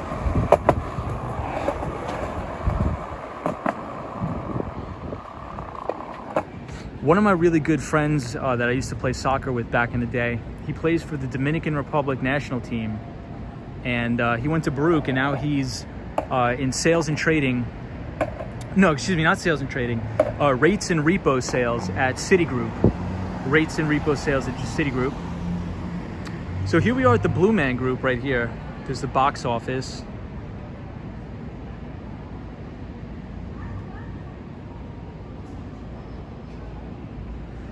Wall on the Run says, I worked with 2 Baruch graduates. They were both very successful in their careers. Yeah, so Baruch is a fantastic school. A lot of bigwig finance kids go there. Great school. I really like Baruch a lot. Very smart kids. Hey, Estelle. What's going on? Zakai is here. What's up, Zakai? The Highway Jazz says, thanks for checking the Blue Man. No problem. The Austin Tennis says, you thought you were going to say he's on the Blue Man Group. No, he's not in the Blue Man Group. But, so he was originally playing soccer at John Jay, and then he transferred to Baruch because he really wanted to do finance. And now he's in rates and repo sales at Citigroup. He really likes it. I keep in touch with him. He likes it a lot.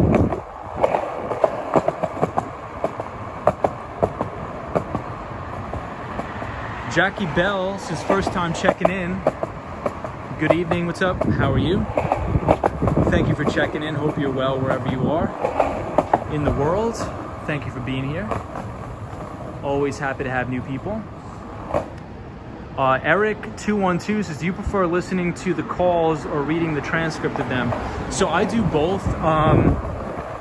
So I usually, like right after the earnings report and right after the call, they usually publish the transcript on Bloomberg. So like if you have a Bloomberg terminal at home, I'm not sure if you do, they publish it on that.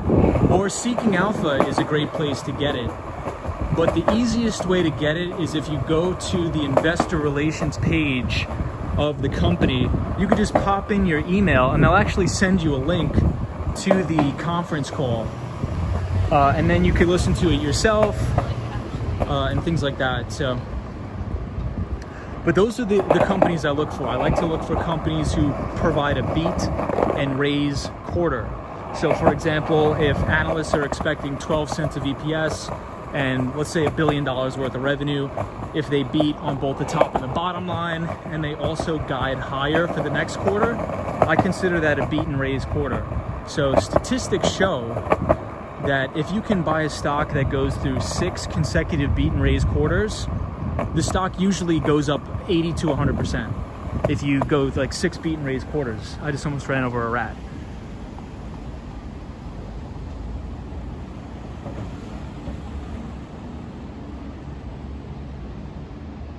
So yeah, tomorrow I'll be behind the desk, so we'll do a desk stream. We'll hang out. St. Mark's Place also went downstairs and had a beer in the afternoon with the well-known bartender. Nice. Can't remember his name right off, but he looked like Rod Stewart. Very interesting. Hey, Katrina, how are you?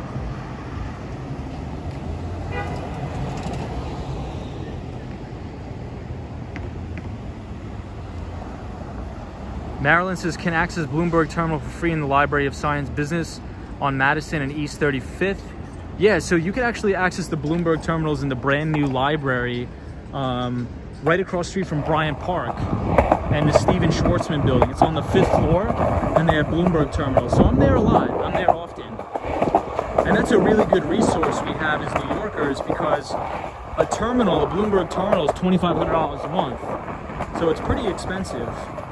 You really don't need a Bloomberg terminal. Honestly, you don't at all. But it's just kind of cool to have. It's nice to have. It's a good tool.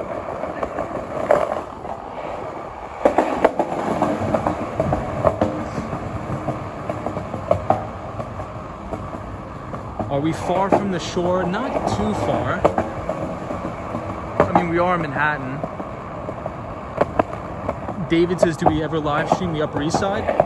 We do sometimes, but I tend to avoid the Upper East Side because it's not very good for skateboarding. But maybe one day we'll go back to the Upper East Side for sure. Hey, is this Cherry Groove's in here? NYC Cherry Groove. Good evening, my friend. Hope you're well. Always good to hear from Cherry Groove. Hopefully you held up pretty well during the storm, my friend. Always good to see Cherry Groove. Cherry Groove, have a great Labor Day weekend, my friend. Hopefully you have a very relaxing time.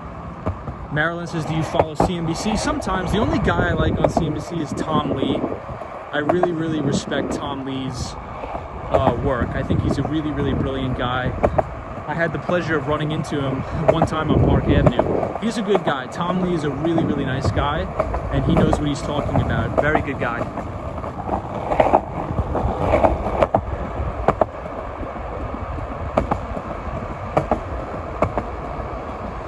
The Austin Tennises or the Bloomberg terminals often occupied in the library. Every time I'm in the library, the only person using the Bloomberg terminals is myself. And one other like very, very old gentleman. So not really. And it's a shame because it's such a wonderful resource. Hey, Avery Kitchen, what's up, pal? Hope you're well. We're in New York, Astor Place, hanging out with all the NYU kids. Do Prism Studio Live allow you to stream on Twitch? A lot of people were asking me to stream to Twitch. I just am not sure if anybody would watch this on Twitch. The Austin Tennis says, Tom only likes Tom Lee since they share the same name. That is true. Cosmo Carey says, crazy stream last night with Anne. I can't believe he walked 4 hours to get home. I saw that too. That is nuts.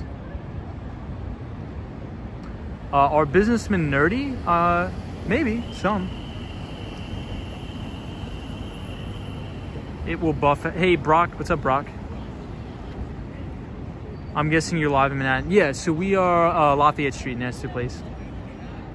Mr. 77 Ross says you got to get the one-wheel device, faster, smoother ride. Maybe we'll check it out. We'll definitely check it out, guys.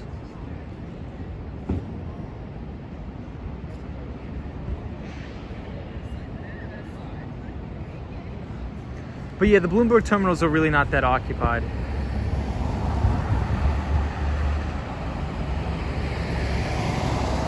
Aloe De Vera says hello, what's going on?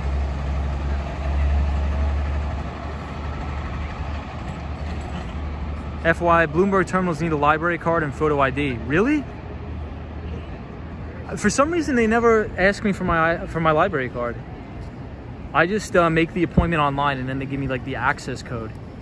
Many apps will allow you to send data to many platforms once they're together. Yeah, maybe I'll try it, but I don't think anybody would really watch that. Maybe I'll try it.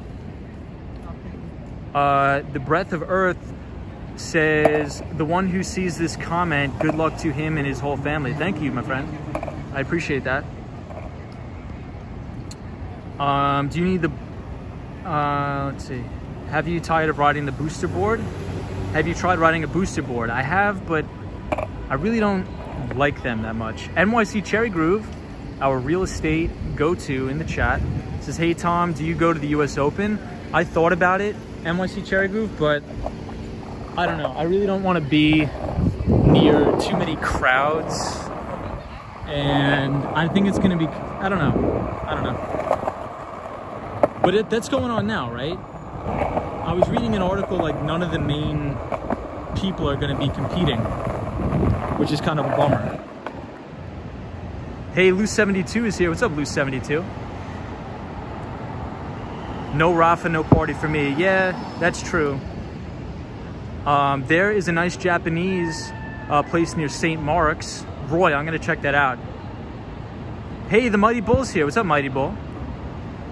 What's going on? Mighty Bull, we're just cruising around NYU, Astor Place on the skateboard.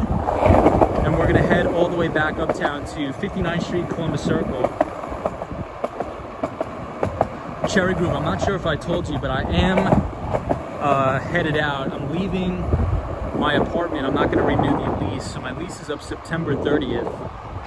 So we have to figure out what we're going to do.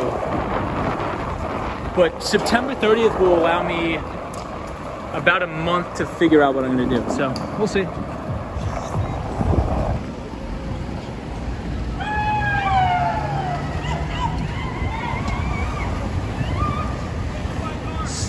Speaking of Bank of America, yeah.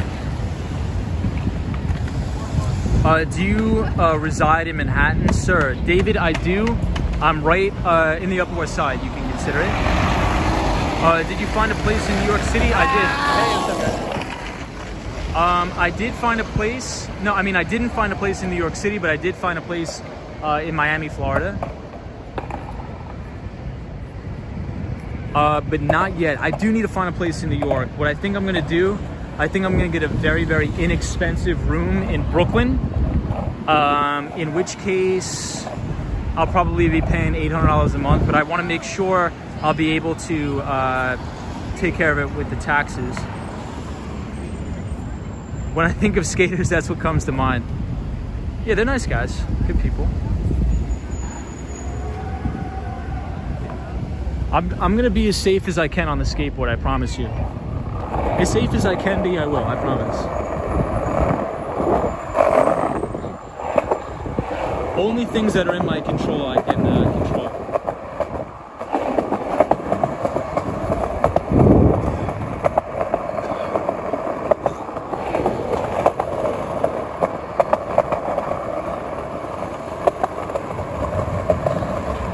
More skateboarders, yeah. A lot of skateboarders around this neighborhood. I think I'm going to go to Flushing tomorrow and get soup in Flushing, New York. very, very good Chinese places in Flushing to get malatang soup. I think that's what I'm going to do tomorrow. Not sure, but maybe I'll do that. I'll take the 7 train from Grand Central, or I'll take... what's another way I could get there? I could take the R train to... and then I could transfer it, I think. I gotta figure it out.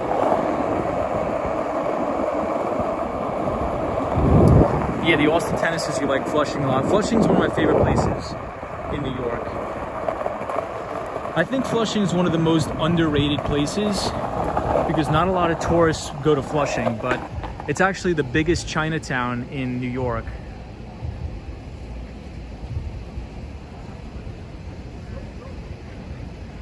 Dan says, what do you think of Jim Cramer? I think he's all right. Tech Explorers NYC says, take the F to Jamaica, then Q25 or 34 bus. That's true. So I used to, well, not used to like a lot. I used to take one of the buses to Whitestone, Queens. I forget which one. And it's by the New York Times, where they print the New York Times. But that was way back in the day when I had an internship. When I was a teenager, I had to go there for like paperwork in Whitestone.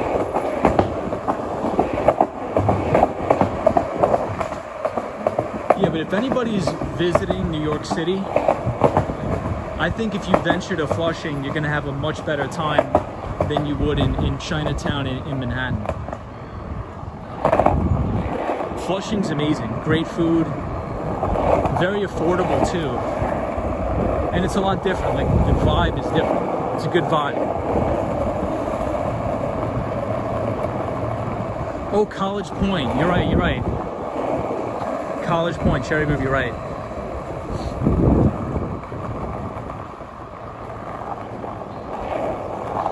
But I remember taking a bus to Whitestone, Queens, from Flushing to go to the Enterprise headquarters in Whitestone, and I remember passing the Toys R Us right there near the where they print the Times. Maybe it's close, I don't know.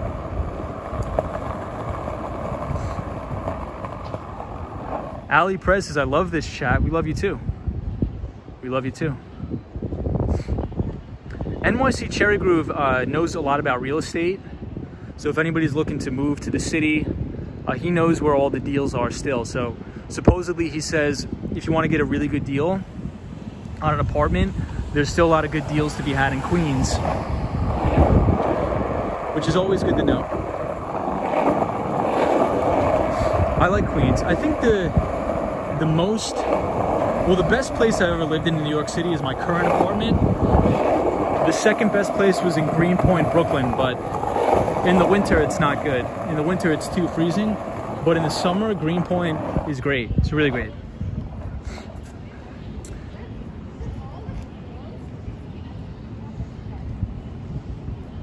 Tech Explorers NYC, they are quite far.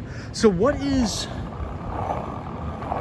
there's some sort of building that has the big New York Times logo on it right there. And I remember this was back in 2013. I remember taking the 7 train to Flushing Main Street, and then I got on the bus and I got off in Whitestone.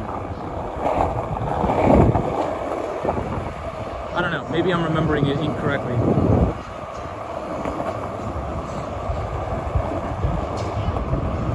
Yes, everybody, check out Tech Explorers NYC's channel. Please check him out.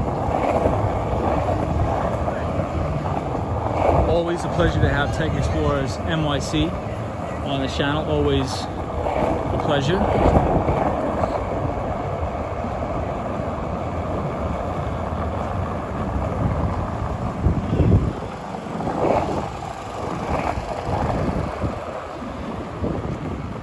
Alright, so we're back here at University Place.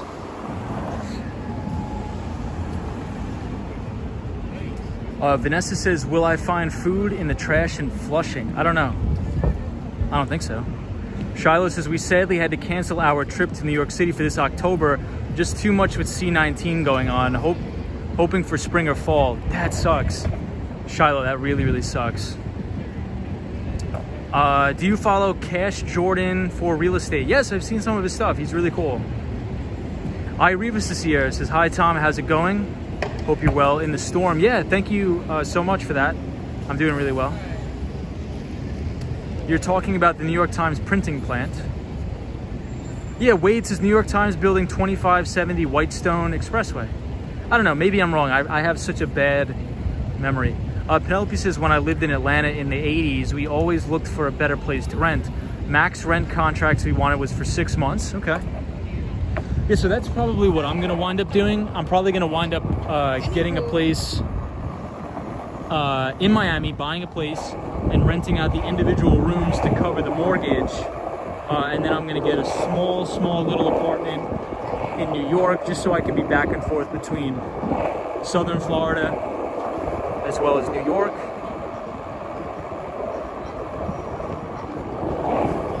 Roy, I think we're gonna take Broadway up. We'll see, I guess, however, I think just depending on the quality of the streets. So here's a little tip for anybody who wants to skateboard in Manhattan. The absolute worst place to skateboard is Park Avenue. Worst. It sucks.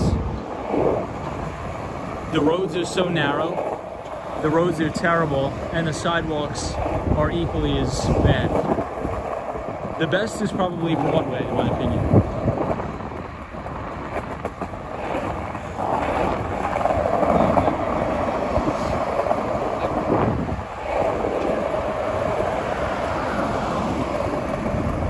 Have I ever explored Philly? I have not, but I will be going to Philly soon for work, hopefully.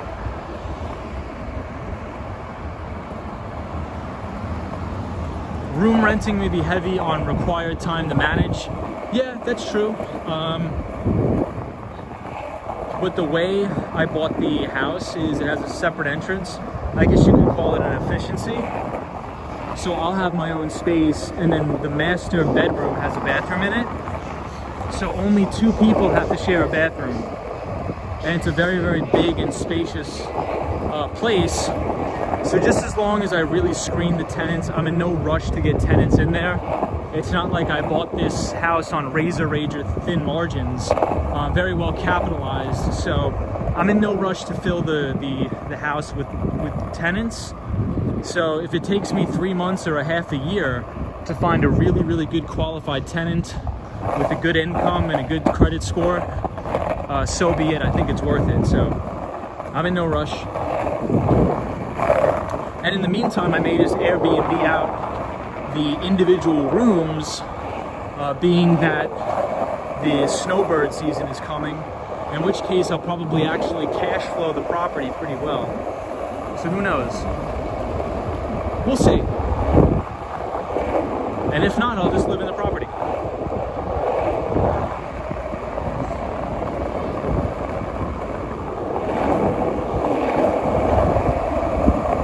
And that's another thing, like, I think if you're gonna house hack something, you already have to make sure you're comfortable with living with roommates. And for me, being from New York, I've pretty much only ever lived with roommates. So I'm used to the lifestyle, I'm used to living with roommates. This is the first time I'm actually not living with roommates, is my current apartment. Yeah, Cherry Groove, you're spot on, man. Cherry Groove, you're spot on. More money to be had with Airbnb. If I really wanted to hammer on the Airbnb, Cherry Groove, I could probably get like $4,000 a month on that house if I rent out all the rooms on Airbnb and stay in my side of the house. And the mortgage is only going to be like $2 grand a month. So that's $2,000 cash flowing over the mortgage. You know, that's nuts, but we'll see. I don't know if I want to do Airbnb. I don't know what I'm going to do. I have to find out.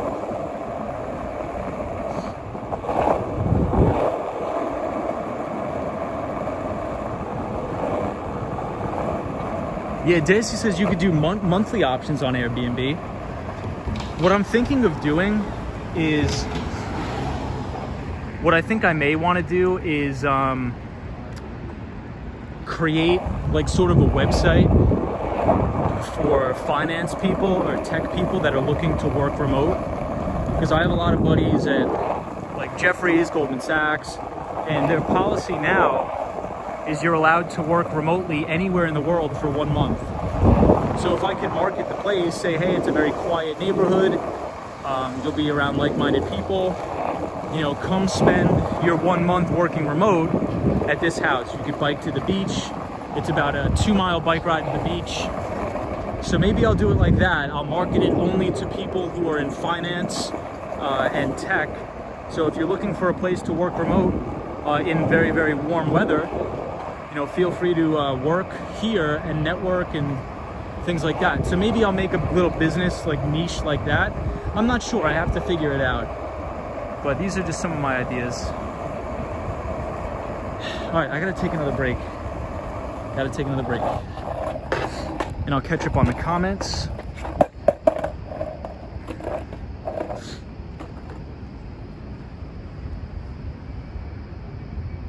Mercury X is in really good internet connection. Seal Bear says that's a really smart plan. Hey Fernando, what's up? Gio says my Airbnb game is weak, good luck. No problem, Gio. Hey, Marilyn says order of protection only available if relative, he videotapes her and takes pictures to intimidate. What? You will find the best, what is best for you, says Penelope. I don't like living with roommates. I prefer to live in a very small half instead, but I did live with roommates during school and I'm not dead. Yeah, that's true, Eric. Tom, you will be making beds and cleaning toilets for guests. Yes. Marilyn says, oh gosh, check out the rent laws before getting tenants. My friend in Queens has a squatter in her apartment. Yeah, so Marilyn, you're 100% right. So unfortunately, even though I love New York, I was gonna buy a house and house hack it in New York, but the renter laws in New York are egregious. That's why I would never buy any rental property in New York. It's just too much of a risk for squatters and things like that. In Florida, you know, I don't want to get political. I don't want to make the channel political. I know Florida has a lot of problems, but the renter laws are very, very highly swayed towards the favor of the landlords. You know, if you don't pay your rent in 2 months, you know, the sheriff will come knocking on your door and they'll throw all your stuff on the front lawn. So there's no risk of squatters. But I think the most important thing is just doing your due diligence, right? You got to do the background checks on these people. You have to run their credit. You can't be lazy. Spend the $200 to pay for the background check. Spend the $200 to run the credit and get employment verification so you have a good tenant. You don't want to skimp out on something like that. But yeah, I have a friend who owns a house in Lindenhurst. His tenant, unfortunately, is very, very good, and he pays his rent. However, I do have a lot of friends that own property in Baldwin, New York, and other parts of Long Island where they've had people squatting for about a year now, which is crazy. Cosmo says, my parents sold renter property in New York because it was such a pain in the ass. Yeah, Cosmo, it is. Being a landlord is not easy. It's not easy. It's not a walk in the park at all. Yikes, what happened to him?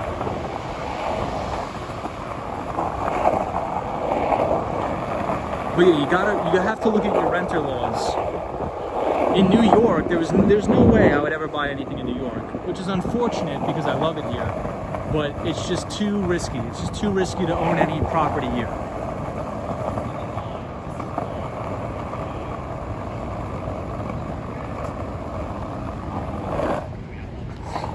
NYC Cherry Group says, make sure you use a lawyer for a Florida purchase, even though not required. Yeah, so I have lawyers and all that stuff, so I got that covered 100%.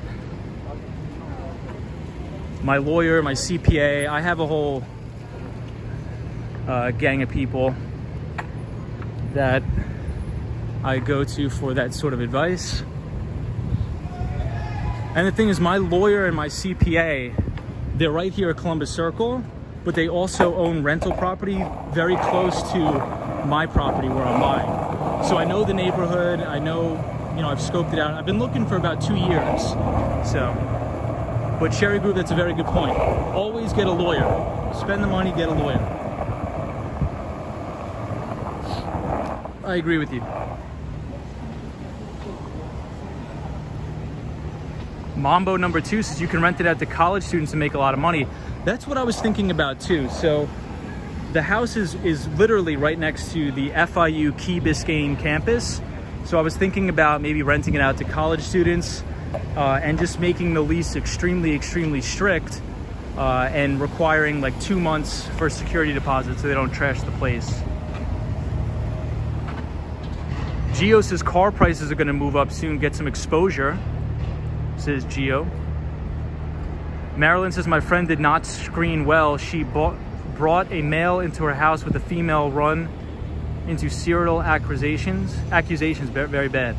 Yeah, so you always screen your tenants, always. Don't cut corners for sure. Here, it's not even a question, lawyer are required, yep.